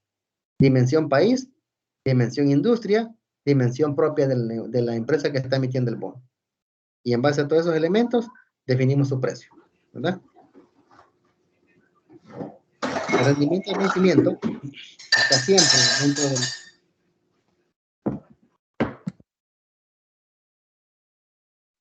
Ok. El rendimiento al vencimiento, que está siempre dentro del apartado de bonos, básicamente es una fórmula para calcular cuánto es el rendimiento de un bono a su fecha de caducidad. Básicamente lo que es la aplicación de una fórmula, aquí la ven ustedes, en términos de las distintas variables que están involucradas en un bono. No nos vamos a detener mucho acá porque tenemos otros contenidos que cubrir para efectos de dar cumplimiento al tiempo que se nos ha asignado. Sin embargo, recordar que la característica fundamental del rendimiento al vencimiento es la fórmula y la sustitución de las distintas variables que en ella están. Ahí está un pequeño ejemplo aquí en la presentación, pero en el material de consulta que ustedes tienen acceso está muchísimo más explicado, ¿verdad? Para que lo puedan verificar, revisar y hacer sus respectivos cálculos.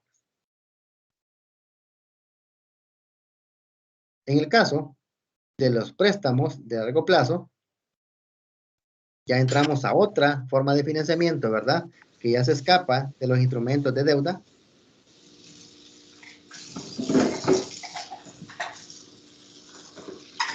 Necesitamos revisar un poco esta persona para efectos de que sepamos cómo en nuestro país tiene implicaciones el uso del financiamiento mediante deuda bancaria, ¿verdad? Básicamente vamos a ver su definición, la diferencia entre préstamos de corto y largo plazo, y el último, por último, el uso de préstamos a largo plazo en la práctica. Definición. Los préstamos a largo plazo son contratos por el que un prestatario acepta hacer al prestamista una serie de pagos de intereses y capital en fechas específicas.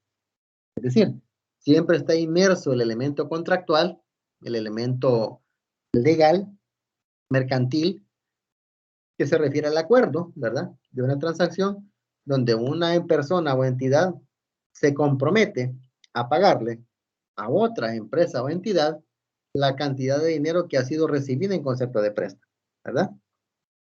En el ámbito de la generación de financiamiento bancario en el país, tiene principalmente participación la banca como tal, ¿verdad? La banca privada, Y por otro lado tienen otros actores, como por ejemplo las cajas de crédito, las cooperativas, las financieras, ¿verdad? O sea, fuentes de obtención de financiamiento hay muchas y están divididas en sectores, ¿verdad? Sector bancario, sector cooperativo, sector de las financieras, sector de bancos cooperativos, que es otra dimensión de instituciones también, pero la característica es de que variedad hay, es decir, hay alternativas donde se puede ir para obtener financiamiento, dependiendo de aquel acceso que se tenga en cuanto al cumplimiento de requisitos, algunos elementos respecto a garantías y otras cuestiones por ahí que son ya muy particulares de cada entidad. Entonces, los préstamos de largo plazo, como su nombre lo dice, son aquellos cuya vigencia y tiempo de cancelación es mayor a un año, ¿verdad? Es decir, tienen un tratamiento tributario y fiscal diferente que compromisos de corto plazo. Generalmente, o sea, y esto se recalca, ¿verdad? Que generalmente son utilizados para la adquisición de activos redituables que conforman la base productiva de la empresa, o lo que conocemos como activo fijo o propiedad, planta y equipo. Todo préstamo, indistintamente de corto o largo plazo, se refleja en el lado derecho del balance general en el apartado de pasivos o deudas, como ya le hemos hablado anteriormente, ¿verdad? Lado derecho, sector superior. Ahí está en el apartado de los pasivos. Entonces, la principal diferencia entre préstamos de corto y largo plazo, si bien es cierto, ambos son pasivos, ¿verdad? Y están en el lado derecho del balance general, del centro hacia arriba, es necesario discernir la diferencia entre el corto y largo plazo. ¿Por qué? Por las implicaciones que eso tiene en términos de costo, operatividad, riesgo y otros elementos por ahí. La elección de un préstamo de corto o largo plazo va a depender de las necesidades de financiamiento y metas de la empresa. Generalmente se considera más racional y eficiente utilizar financiamiento de corto plazo para suplir necesidades de capital de trabajo, donde el efectivo, cuentas por cobrar e inventario se constituyen los principales destinos del mismo. En español, la teoría indica que el principal uso que pueden tener los préstamos va a depender de qué tipo de activo va a financiar con ellos. Recordando, ¿no? En el lado derecho están los pasivos, que es una fuente de financiamiento, y en el lado izquierdo del balance tengo los activos, que es a dónde he destinado mi financiamiento. Entonces, si yo voy a hablar de necesidad de financiamiento de corto plazo, ¿en dónde debo destinar ese recurso financiero que obtengo? A mis activos corrientes, ¿verdad? A todo aquello que es susceptible de convertirse en dinero durante el periodo de un año. Es decir, durante los 365 días del periodo fiscal, esos compromisos reflejados en términos de mis pasivos deben servirme para financiar mis activos corrientes o de corto plazo. En ocasiones, también se requiere un financiamiento de corto plazo cuando se deben resolver algunos problemas de caja, requiriendo liquidez inmediata. Por ejemplo, cuando tenemos un problema con las cuentas por cobrar, ¿verdad? Recordarán ustedes en la clase anterior cuando hablamos de los métodos de planeación y herramientas de gestión financiera de corto plazo, cuando hablábamos de la técnica del ciclo de caja y ciclo de operación.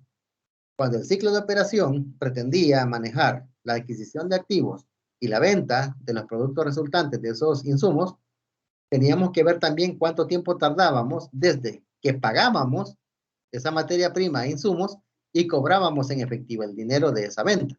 Entonces, el ciclo de caja siempre es más corto que el ciclo de operación, pero la característica es que mi ciclo de caja me está dando la pauta de cuánto tiempo pasa mi dinero inmóvil. Entonces, cuando ese periodo es muy largo o cuando se desfasa por demasiado tiempo, yo debo buscar financiamiento de corto plazo para financiar mi capital de trabajo en algún lugar. Entonces, ¿qué hago? Financiamiento emergente, ¿verdad? A través de fondos de corto plazo. Entonces, lo que se dice básicamente es que el corto plazo se utiliza para todo lo que es activos corrientes y también para algunos problemas de caja, sobre todo en cuanto a la liquidez. Recordarán ustedes que hay un grupo de razones, ¿verdad?, que mide la liquidez de la empresa, que es su capacidad de cubrir deudas de corto plazo a medida que venzan, y muchas veces eso es un indicador de la salud financiera de una empresa. Entonces, si alguien tiene conocimiento de que una empresa constantemente está pidiendo financiamiento de corto plazo para suplir problemas de capital, es un indicador que esa empresa tiene problemas y serios. porque requerir financiamiento para operar día con día ya es una señal de alerta para cualquier inversionista, ¿verdad? Por otra parte, el financiamiento a largo plazo se torna más conveniente cuando hablamos de financiamiento de proyectos de expansión o reemplazo de activos fijos. Es decir, el largo plazo, el financiamiento de largo plazo, es recomendable cuando estamos hablando de adquirir elementos de propiedad, planta y equipo. Cuando estamos hablando de fortalecer o ampliar nuestra base productiva y otros elementos por ahí, ¿verdad? Eso quiere decir que eso es sobre la que se fundamentan las operaciones del negocio, los activos sobre los cuales yo estoy operando. La significativa cantidad de recursos a invertir, porque recordemos que inversión en activos fijos son montos grandes, montos significativos, orientan la decisión de optar por esta vía para no afectar la liquidez corriente de la empresa. Es decir, lo que yo decido en términos de financiamiento puede, uno, venir a fortalecer mi operación como empresa o puede venir a ahogarme financieramente hablando. Entonces, las decisiones de financiamiento a largo plazo tienen que ir siempre dirigidas a no comprometer la liquidez corriente de la empresa. No es sensato que alguien utilice un préstamo de largo plazo para venir a solucionar problemas de caja. No es conveniente que alguien tome un préstamo de largo plazo para venir a pagar problemas de nómina, por ejemplo. Para eso hay otro tipo de financiamiento más rápido, más barato, ¿verdad? Menos riesgoso que deuda a largo plazo. ¿Ya? Entonces, es de tener claro eso para que se pueda manejar una mejor toma de decisiones. Retomando eso, de que los préstamos a largo plazo son los que más comúnmente se usan, ¿cómo se aplican en la práctica? Básicamente lo que hay que tomar en cuenta es que dependiendo de las condiciones en las que la empresa se encuentre, es así que se va a obtener ese tipo de financiamiento. ¿Basándonos en qué? Primero, la capacidad de absorber nuevas deudas y de honrar las actuales. Asimismo, quiere hacerlo también, hay que verificar cuáles son las fuentes de financiamiento utilizadas, el objetivo empresarial y la propensión de correr riesgos por parte del empresario. Ya lo hemos mencionado. Hay empresarios que dicen, a mí no me gusta utilizar deuda porque me gusta solamente utilizar mi dinero, no me gusta estar endeudado. ¿Hay empresarios que son así? Claro que sí. ¿Y eso qué significa? Que esas personas no tienen deuda, no usan compromisos financieros de otro tipo de fuente. Hay otros que son lo opuesto y dicen, vamos a hacer una inversión, vamos a invertir en X alternativa. Perfecto, pidamos el dinero prestado. Yo no pienso invertir ni un 5 de mi dinero. Todo lo que voy a invertir va a ser de terceros. ¿Hay empresarios así? Sí, los hay. Les encanta vivir endeudados porque consideran que ellos se sienten más cómodos trasladando el riesgo de pérdida a los terceros y no a los de ellos, ¿verdad? Entonces, ahí dependiendo, ¿verdad? ¿Qué tipo de aversión al riesgo pueda tener un empresario? Así puede optar por el tipo de financiamiento también. Elementos como el costo del financiamiento o el interés, ¿verdad? Es el pago por el dinero. Las garantías exigidas, condiciones de otorgamiento y otros costos asociados al desembolso son aspectos que deben ser valorados y ponderados por parte del empresario y sus asesores, ¿verdad? Es decir, no solamente digamos, me voy a X banco a sacar un préstamo de cierta cantidad porque me lo están dando al 12%, por ejemplo, digamos, valor así que se me ocurre. Ah, ok, podría ser que esté muy barato, muy bien. Pero si usted revisa las condiciones de otorgamiento, le van a montar comisión por manejo, comisión de otorgamiento, administración de la deuda, pago de seguro de desempleo, pago de seguro de deuda, que es por si el titular muere, ¿va? Y otra serie de costos por ahí. Al final, usted no paga el 12%, puede pagar hasta el doble por todos esos cargos adicionales que le están poniendo a usted. Eso más que todo en el sector bancario tradicional. Por ejemplo, en el sector cooperativo, ¿qué es lo que hacen? A usted le prestan dinero a cierta cantidad, a cierta tasa de interés, se me ocurre, 13.5%, se puede escuchar alto, pero no está pagando usted comisión por esto, comisión por lo otro, seguro de esto, seguro de lo otro, no.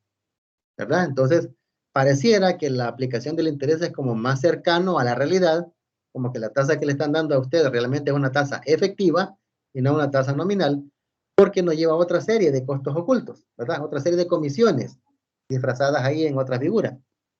Por lo tanto, es de valorar, ¿verdad? Dependiendo del análisis que haga el empresario y los asesores, definen, no, mejor pido prestado en una cooperativa en un banco. O si no, mejor a un banco que a una financiera, etcétera. Ahí dependiendo, ¿verdad? Según las condiciones de la evaluación. Tenemos el apartado de la evaluación de acciones, que este es un instrumento de deuda caracterizado porque no es una deuda como tal, ¿verdad? No es un pasivo como tal, sino que esto ya forma parte del capital contable. Es decir, es una fuente de financiamiento que confiere participación patrimonial a los dueños de las mismas y los vuelve copropietarios del negocio en el que han invertido, distinto del bono, ¿verdad? El bono solo genera exigencia de un rendimiento, pero no le da pauta para participar en toma de decisiones, ser miembro de juntas directivas, ser miembro de asamblea de accionistas, etc. Eso no se lo da, porque es una deuda. Mientras que las acciones, como tal, sí le confieren ciertos derechos al tenedor de las mismas. Ya lo vamos a ampliar. Básicamente aquí vamos a ver cómo se evalúa una acción, o sea, cómo le asignamos precio a a una acción, perdón, o valor. Y vamos a ver tres tipos de acciones. Aquellas cuyo dividendo o rendimiento no crece, ¿verdad? Porque se mantiene constante. Otras que tienen un crecimiento bastante constante a lo largo del tiempo. Y las últimas que son aquellas que tienen crecimientos irregulares, es decir, muy altos o muy bajos, indistintamente de la condición del mercado. Brevemente las vamos a revisar para saber interpretar su utilización.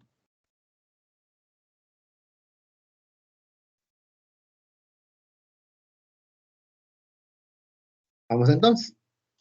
¿Cómo le asignamos valor o precio a una acción? Recordando un poco. Las acciones, también conocidas como instrumentos de capital contable, son otros tipos de instrumentos de deuda utilizados para obtener recursos de capital. En esencia, hay dos tipos de acciones, comunes y preferentes. Cada una tiene sus características sobre rendimiento y riesgo, ¿verdad? El valor de una acción se calcula de la siguiente manera. Y aquí vemos la expresión. De sub 1 entre factor de descuento, de sub 2 entre factor de descuento, y así continuamos hasta el infinito. ¿Por qué? Porque la característica de una acción es que desde el momento en el que una empresa surge y emite este tipo de instrumentos, en teoría se espera que duren para siempre, o sea que no tengan una fecha de vencimiento, salvo quiebra o liquidación. Pero en teoría nadie monta una empresa y emite acciones esperando quebrar. Entonces, por eso la fórmula clásica para el cálculo del rendimiento de una acción parte de esa premisa, de que sus dividendos y el interés se van hasta el infinito, ¿verdad? Es lo que había que aclarar ahí. Entonces, en el caso de las acciones con crecimiento cero, el primer tipo de acción que suele existir es que la característica de esta acción es que, en esencia, se espera que se mantenga vigente para siempre, por lo que el cálculo del valor presente de los dividendos se eleva al infinito. En este caso, ¿de qué estamos hablando? Matemáticamente hablando, de una perpetuidad, es decir, una corriente de fondos caracterizada porque el fundamento o la cantidad sobre la que se calcula nunca desaparece. Y lo único que hacemos es calcular el rendimiento sobre esa cantidad. Entonces, ¿cómo calculamos el precio de la acción? Mediante esta fórmula, donde P sub 0 es el valor de la acción en el momento cero, de el dividendo esperado, ¿verdad? Y el rendimiento que se está ofreciendo para esta acción. Dos variables nada más para encontrar su precio. Cuando hablamos de crecimiento cero. Por ejemplo, suponga que se puede adquirir una acción que genera un dividendo de $1.20 y tiene un rendimiento del 12%. Entonces, ¿el valor de la acción cuál sería? Agarramos el dividendo y lo dividimos entre el interés o el rendimiento de la acción. Tenemos $10. Entonces, significa que el precio de esta acción, ¿a qué es igual? A $10. Porque está ofreciendo 1,20 de dividendo y tiene asociado un interés o un rendimiento del 12%. Si queremos encontrar el rendimiento requerido, únicamente despejamos la expresión anterior. Es decir, esta formulita la despejamos. Y como ya conoceríamos precio y el valor del dividendo, únicamente tenemos que mover la variable i, que es el rendimiento, en donde está la variable del precio, y la variable de precio pasa a dividir. Como lo pueden ver ustedes acá, dividiendo entre precio igual al rendimiento de la acción. En este caso, el rendimiento requerido es de ¿cuánto? 12%. Porque el dividendo es de 1.20 y el precio que acabamos de calcular es de 10.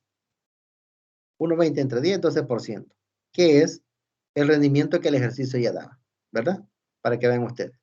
Como les he dicho, en términos del cálculo del valor actual o presente de un bono o de una acción, no es tan relevante el cálculo, sino la interpretación del resultado que obtenemos. Porque en eso es relevante la toma de decisiones en este caso.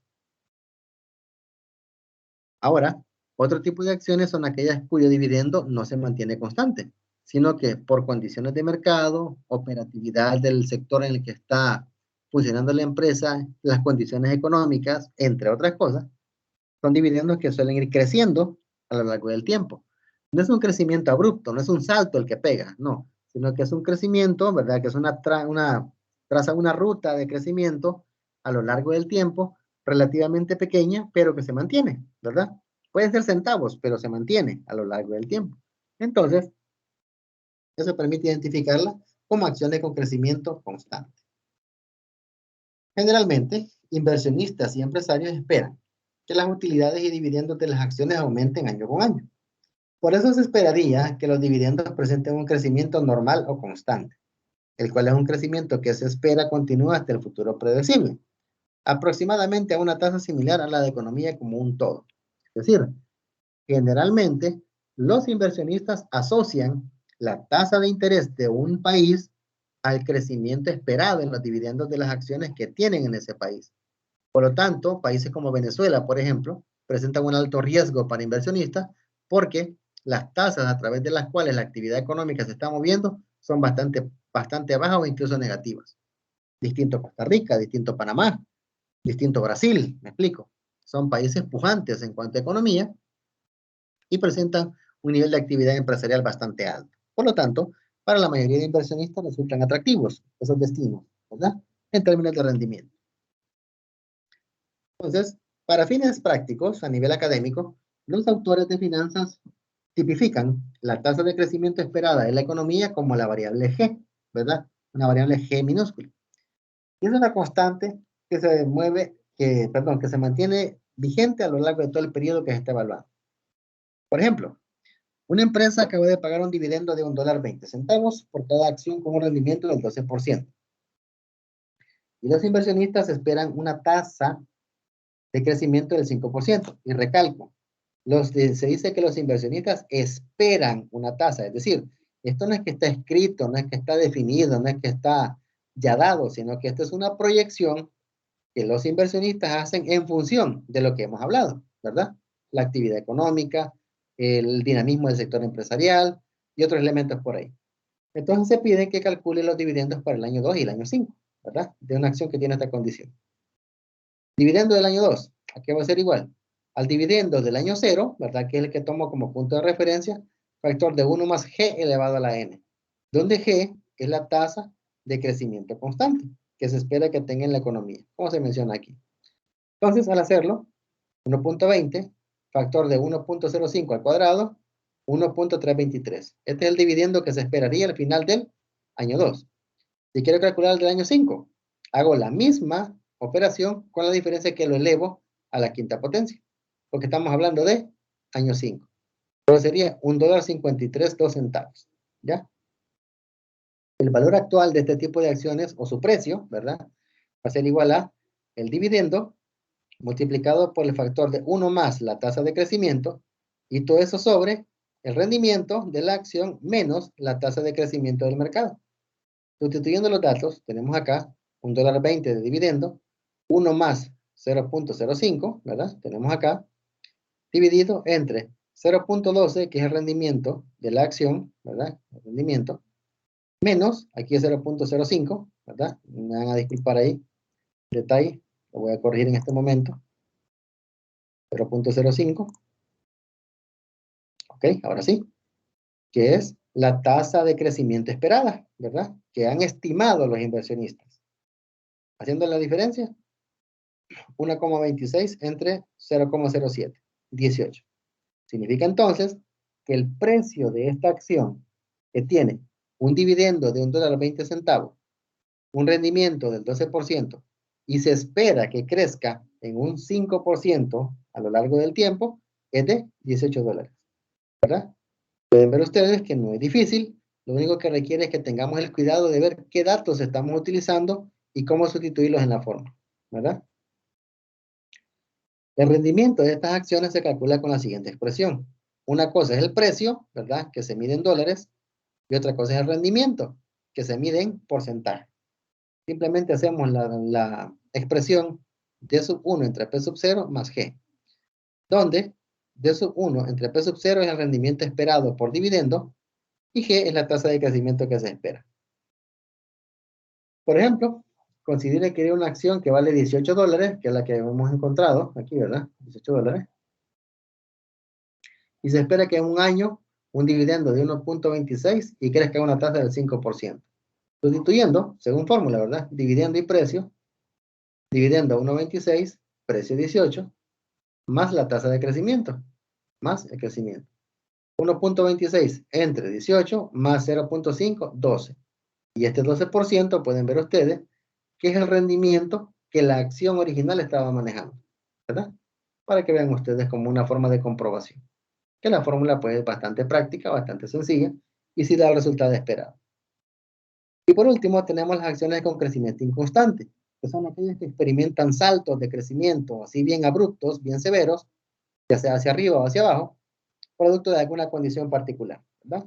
Entonces, estas son acciones de empresas en las que una parte de su ciclo de vida experimenta un crecimiento mucho más rápido o lento que el de la economía en su conjunto.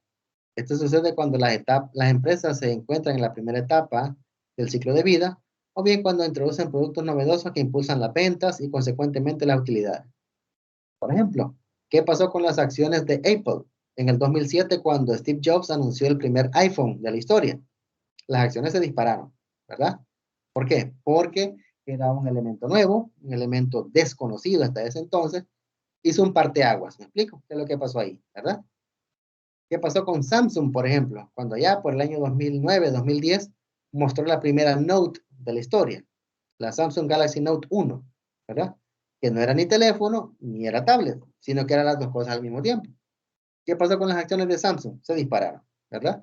¿Por qué? Por la novedad que generó ese insumo que se volvió ahora un referente en términos de tamaño y aplicabilidad de los teléfonos celulares. ¿Qué pasó con las acciones de Tesla, por ejemplo?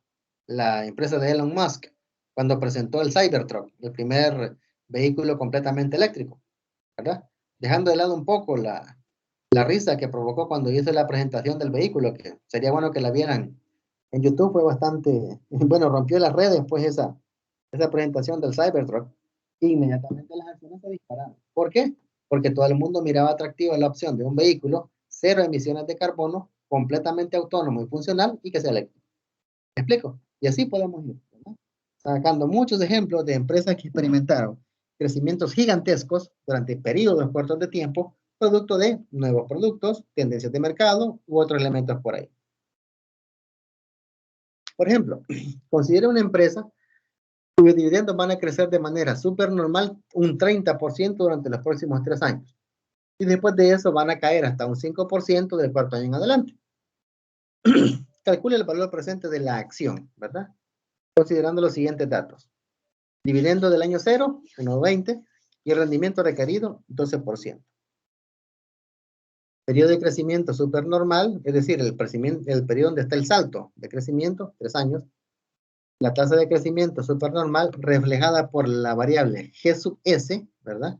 Que es distinta a G, es G sub S, 30%.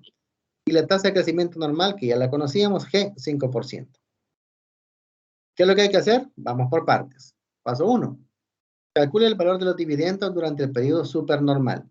¿Cuánto es el periodo de crecimiento altísimo? 3 años, ¿verdad? ¿Cuánto es el valor esperado? 30%. Entonces, hacemos la aplicación que ya sabíamos, ¿verdad? Dividendo 1 va a ser igual al dividendo del año 0, que es donde estamos haciendo el análisis, multiplicado por el factor de acumulación de interés del periodo supernormal, 30%. Entonces, 1.56, después el dividendo 2, 1.20, factor por el factor de acumulación al cuadrado, porque es el segundo periodo, ¿verdad? 2.02. Y el dividendo 3 es el dividendo del año 0 por 1.3 elevado al cubo, ¿verdad? Tenemos esto. Después, calcule el valor presente de los dividendos del año 4 al infinito, a un crecimiento normal del 5%.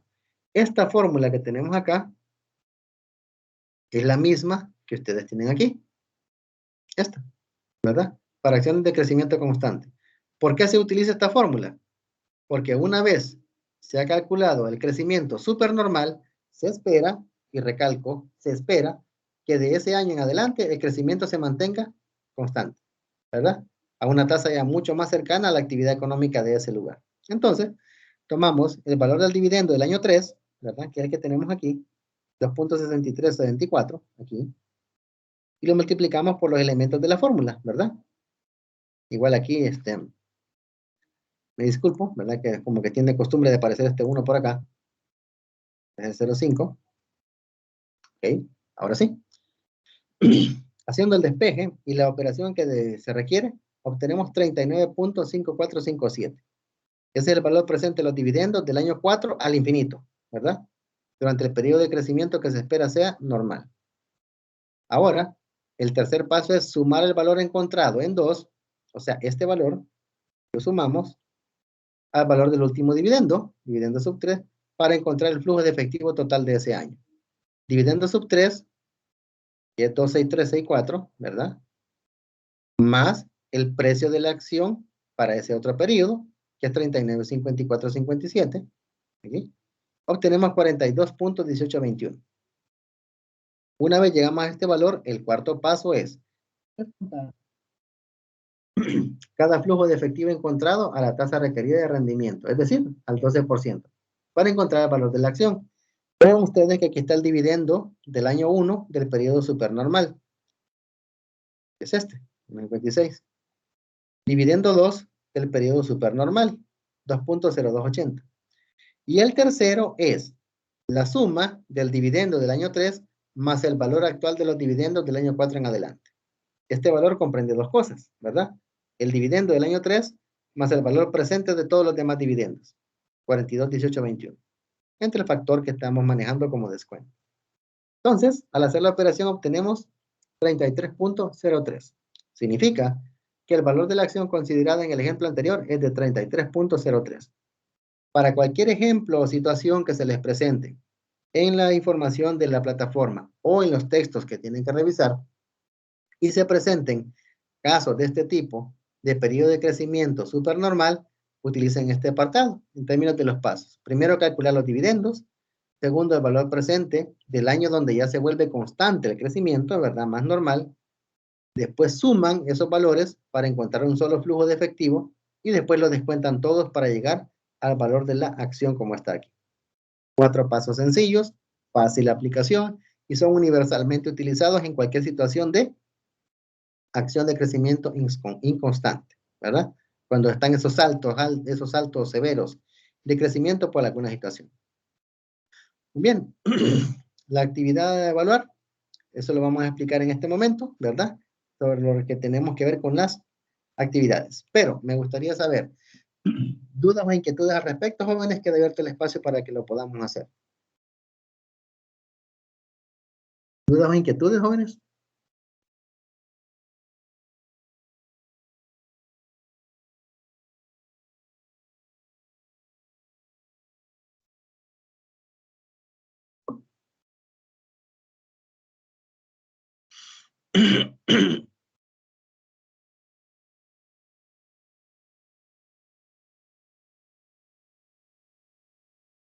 Ok.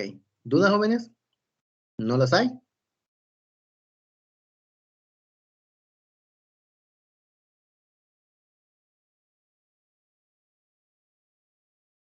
Ok. Si no hay inquietudes, entonces vamos a dar todavía un espacio más al final de la jornada, porque quiero compartirles el detalle de lo que es las actividades evaluadas que vamos a hacer. Comparto pantalla en este momento. Y acá las tenemos. Las actividades a realizar durante la unidad 3, que tiene que ver con la deuda a largo plazo, son las siguientes. La primera, la evaluación en línea. Ustedes ya conocen, ¿verdad?, cómo se ejecuta. Es un cuestionario, ¿verdad?, individual, donde se busca que se pongan en práctica las habilidades que se estaban aprendiendo a lo largo del contenido de la unidad. Y en esencia, la dinámica es similar. 20 ítems de forma aleatoria que se les van a presentar partiendo de un banco de 30 preguntas y para lo cual ustedes pueden resolverlo en 60 minutos en un solo intento, ¿verdad? Fecha límite para participar es el domingo de esta semana, ¿verdad? Que estamos iniciando, para que les quede suficiente espacio para revisar los contenidos, los materiales complementarios, el glosario, que es la recomendación que siempre se les da, para que después puedan hacer la evaluación. La selección correcta de todos los ítems de la evaluación tendrá una ponderación correcta, una ponderación total de 10 puntos. Se les recuerda, ¿verdad?, que deben hacer esta evaluación utilizando el programa Proctorizer para efectos de que no vayan a tener inconvenientes en términos de que lo vayan a hacer. Aquí como les han indicado, ¿verdad? A través de acá, ustedes le dan clic y ahí les van a aparecer las evaluaciones. De no hacerlo así, les va a presentar problemas porque les va a pedir contraseña o les va a pedir clave de acceso, etc. Entonces, se recomienda que lo hagan así, directamente desde acá. Proctorizer. Se les recuerda de que cuando utilicen la actividad, la plataforma, primero, no tiene que hacerse de ningún celular ni de tablet. Tiene que ser un ordenador personal, ¿verdad? O de escritorio, pero tiene que ser una computadora. Y segundo, el programa no permite que ustedes abran otras pestañas, perdón, del navegador, exclusivamente solo aparte de la que es el examen que están haciendo, ¿verdad? Entonces, eso se les informa para que ustedes estén sabedores y evitar cualquier problema después, ¿verdad? Que al estar resolviendo el examen, pues el programa lo saque y ya no les permita volverlo a hacer. Es en el caso de la actividad evaluada. Lo otro, la actividad 2, manos a la obra. ¿Esta en qué consiste? Que después de haber dado lectura al contenido de la unidad, descargue el archivo guía de ejercicios, que es el que ustedes pueden ver acá.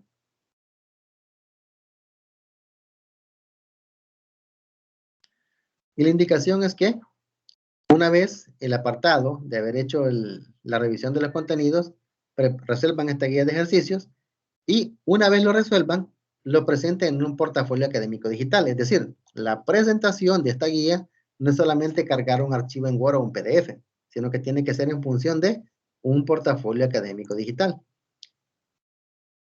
Para el desarrollo del portafolio se comparte el siguiente tutorial, que pueden también usar otros de su preferencia. Aquí está, para que ustedes lo puedan ver, ¿verdad? El navegador, ¿verdad? Para que ustedes lo puedan hacer. Y ahí les va a desplegar, ¿verdad? Toda la información relativa para que ustedes puedan hacer el portafolio digital en Word. Finalizados los ejercicios, guarden el portafolio y envíen el archivo en el espacio habilitado para tal efecto, ¿verdad? Fecha límite de participación de la semana será el domingo al final de la semana 3. Y aquí están los apartados de los criterios de evaluación. Uso de fórmulas, correcto desarrollo de ejercicios, interpretación de resultados. Esto es bastante importante por lo que hemos recalcado, ¿no? De que, si bien es cierto, el cálculo es útil, lo más relevante es que, si está correctamente calculado, lo interpretemos de la manera correcta, ¿verdad? Seguimiento de las instrucciones y desarrollo lógico de los ejercicios. Tal vez comentarles que el apartado de la guía comprende ejercicios de bonos, ¿verdad? 1, 2, 3 ejercicios que tienen que ver con evaluación de bonos y 2 ejercicios que tienen que ver con la evaluación de acciones. Es decir, 5 ejercicios sumamente sencillos, prácticos, que se van a realizar en función de lo que hemos visto, tanto en los ejemplos como con el uso de fórmulas, ¿verdad? Recalcando, 3 ejercicios de bonos y 2 de acciones. 5 ejercicios para que los puedan resolver.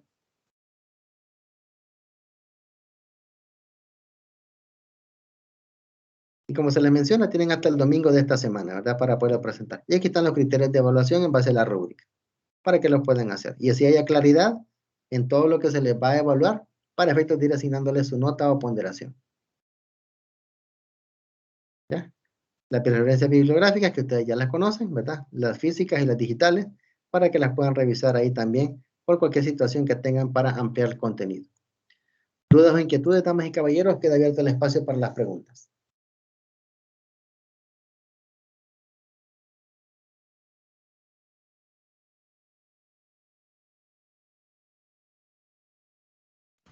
Oh, buenas noches. Buenas noches. Aquí Genaro nos levanta la mano por acá. Compártenos ahí la inquietud. Tengo una pregunta sobre la actividad de la primera semana. Todavía no están listas las calificaciones. Ah, ok, no, por el momento no. Estoy en la revisión de las mismas, porque así como le estoy apoyando con esta asignatura virtual, también tengo otras de índole presencial, que esas están demandando un poco la actividad de calificación de todas las actividades del cómputo 1, porque acaba de pasar la semana de parciales, ¿verdad? Ahí sí reconozco que sí no he podido completar la calificación, reconozco, ¿verdad? Que sí ha habido un poquito de desfase, las disculpas del caso, pero me comprometo en esta semana ya irles calificando todas las actividades que están pendientes. De la actividad 1, de la semana, de la unidad 1, perdón, en adelante. Ah, ok, Ay, nomás esa era la duda. sí, sí, excelente, no hay ningún problema. Y de hecho, qué bueno que lo comenta porque probablemente a otros compañeros también tengan la inquietud. Ok, ¿alguien más, compañeros?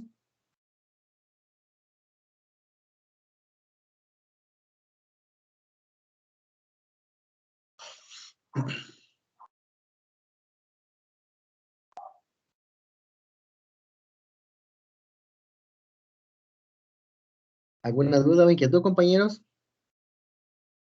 O si se ha entendido el contenido, que ojalá que así sea, les agradeceré que me lo hagan saber de nuevo, por favor, a través del chat o del audio, para que quede registrado ahí el detalle, ¿verdad? En el video que vamos a colgar posteriormente en la plataforma. ¿Me confirman ahí, por favor?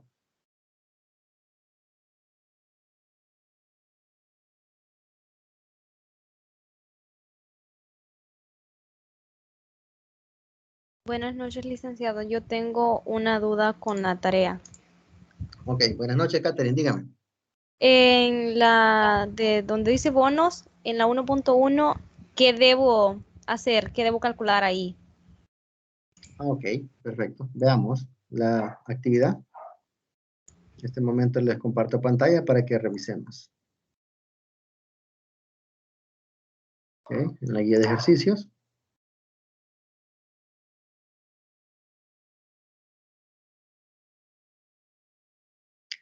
Se dice, se presenta la información de distintos tipos de bonos y acciones con rendimientos y condiciones diferentes.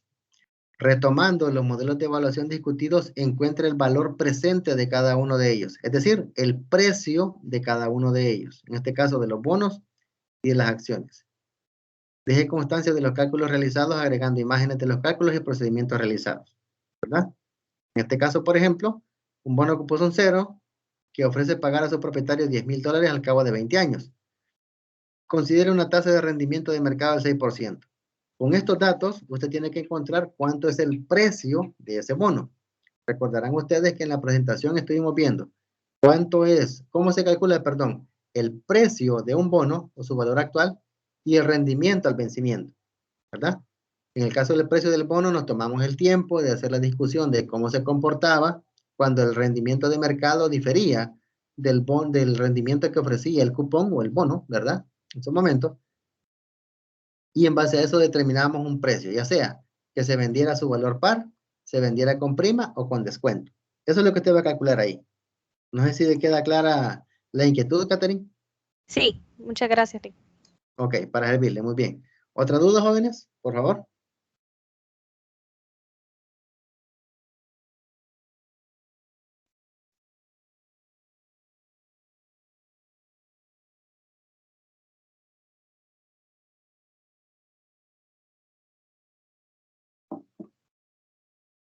Ok, si no hay dudas, entonces, por favor, compañeros, háganmelo saber para que nos quede evidencia ahí en el chat, por favor.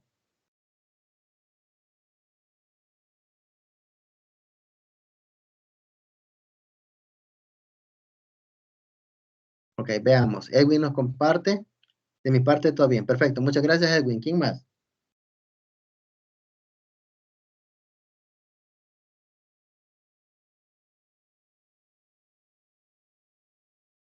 Muy bien. Por acá, Genaro nos dice, por el momento todo bien. Perfecto. Muy bien. ¿Quién más? Gracias, Genaro. ¿Quién más?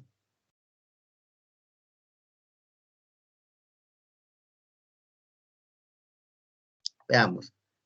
Aquí nos comparte Sorto. Creo que el compañero entró con un correo que no era institucional, pero ok, muy bien. Buenas noches. Pregunta. Por ejemplo, se hace el cálculo de cada uno de los ejercicios. ¿Se tiene que explicar cómo se hace o qué es lo que se desarrolló en el ejercicio? La sugerencia es de que como esta información que se pide se basa en cálculos, ¿verdad? En función de fórmulas que ya están establecidas, Lo ideal es de que se coloque la fórmula, ¿verdad? Se detallen los datos del ejercicio, se coloquen los datos en la fórmula, se efectúen los cálculos, es decir, no vamos a plantear, por ejemplo, toda la fórmula y en el siguiente renglón poner ya la respuesta. No, o sea, hay que poner todo por partes, ¿verdad? Primero plantear los datos, después plantear la fórmula, de ahí meter los datos en la fórmula y de ahí ir paso a paso resolviendo cada uno de los componentes. Hasta el final, llegar con el dato con el cual hacemos la respuesta, ¿verdad? Lo que les decía. Una cosa es el dato, producto del ejercicio y de todos los cálculos que se hacen, y otra cosa muy distinta es la respuesta. Obviamente, el dato le sirve para la respuesta, pero la respuesta es puntual, ¿verdad? Sobre lo que se está pidiendo. No sé si queda clara la inquietud ahí al compañero Sorto.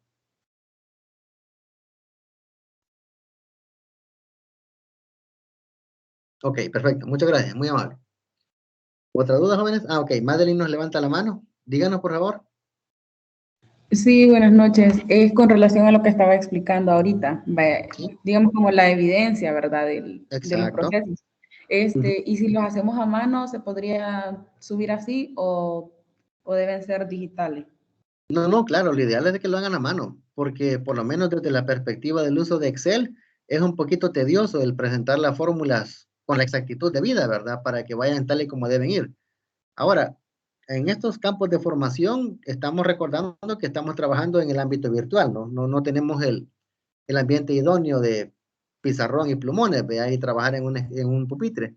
Pero si lo van a trabajar de manera manual, no hay ningún problema. Se toma la foto, se pasa la imagen a formato PDF y se sube. No hay inconveniente. Si lo va a trabajar a través del uso de Excel, se recomienda de que la resolución se acompañe de la hoja de Excel como tal, para verificar las referencias y todo el detalle de cálculo. Ahí queda a criterio de cada uno. No sé si queda clara la inquietud, Madeline. Sí, sí, muchas gracias. Ok, para servirle. ¿Alguien más?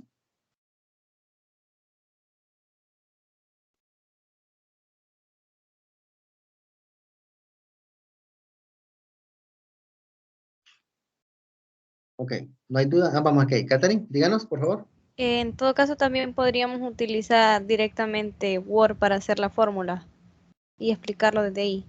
Correcto, esa es otra forma también. Solo que, como les repito, es un poquito elaborado estar poniendo paréntesis, rayas, divisiones y todo, ¿verdad? Pero no hay ningún problema. Ahí queda a criterio de ustedes. Lo importante, damas y caballeros, es que haya evidencia de los cálculos, ¿sí? Ya sea manuscrito, a través de hojas en Excel o el procedimiento detallado en Word. No hay ningún problema.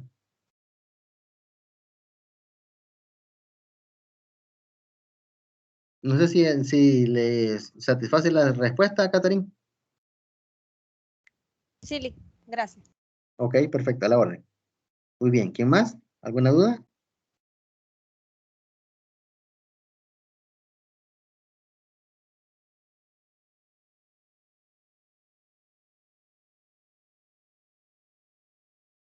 ¿Inquietudes, jóvenes? ¿No? Entonces, por favor, me confirman que no hay más dudas, aparte de lo que mencionaba Edwin y Genaro, ¿verdad? Que gracias por dar ahí el detalle. No sé, algún compañero o compañera adicional que quiera corroborar de que ya no hay inquietudes y todo está claro, por favor.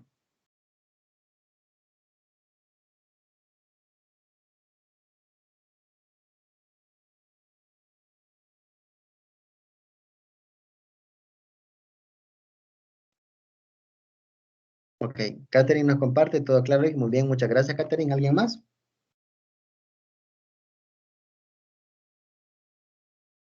Jennifer, por ahora no, gracias. Ok, perfecto. Muy bien, excelente, excelente. En atención al número de compañeros conectados, creo que ya con 4 opiniones, pues ya tenemos suficiente criterio para efectos de dar por cerrada la jornada. Entonces, damas y caballeros, en este momento voy cerrando ya el apartado de la grabación para que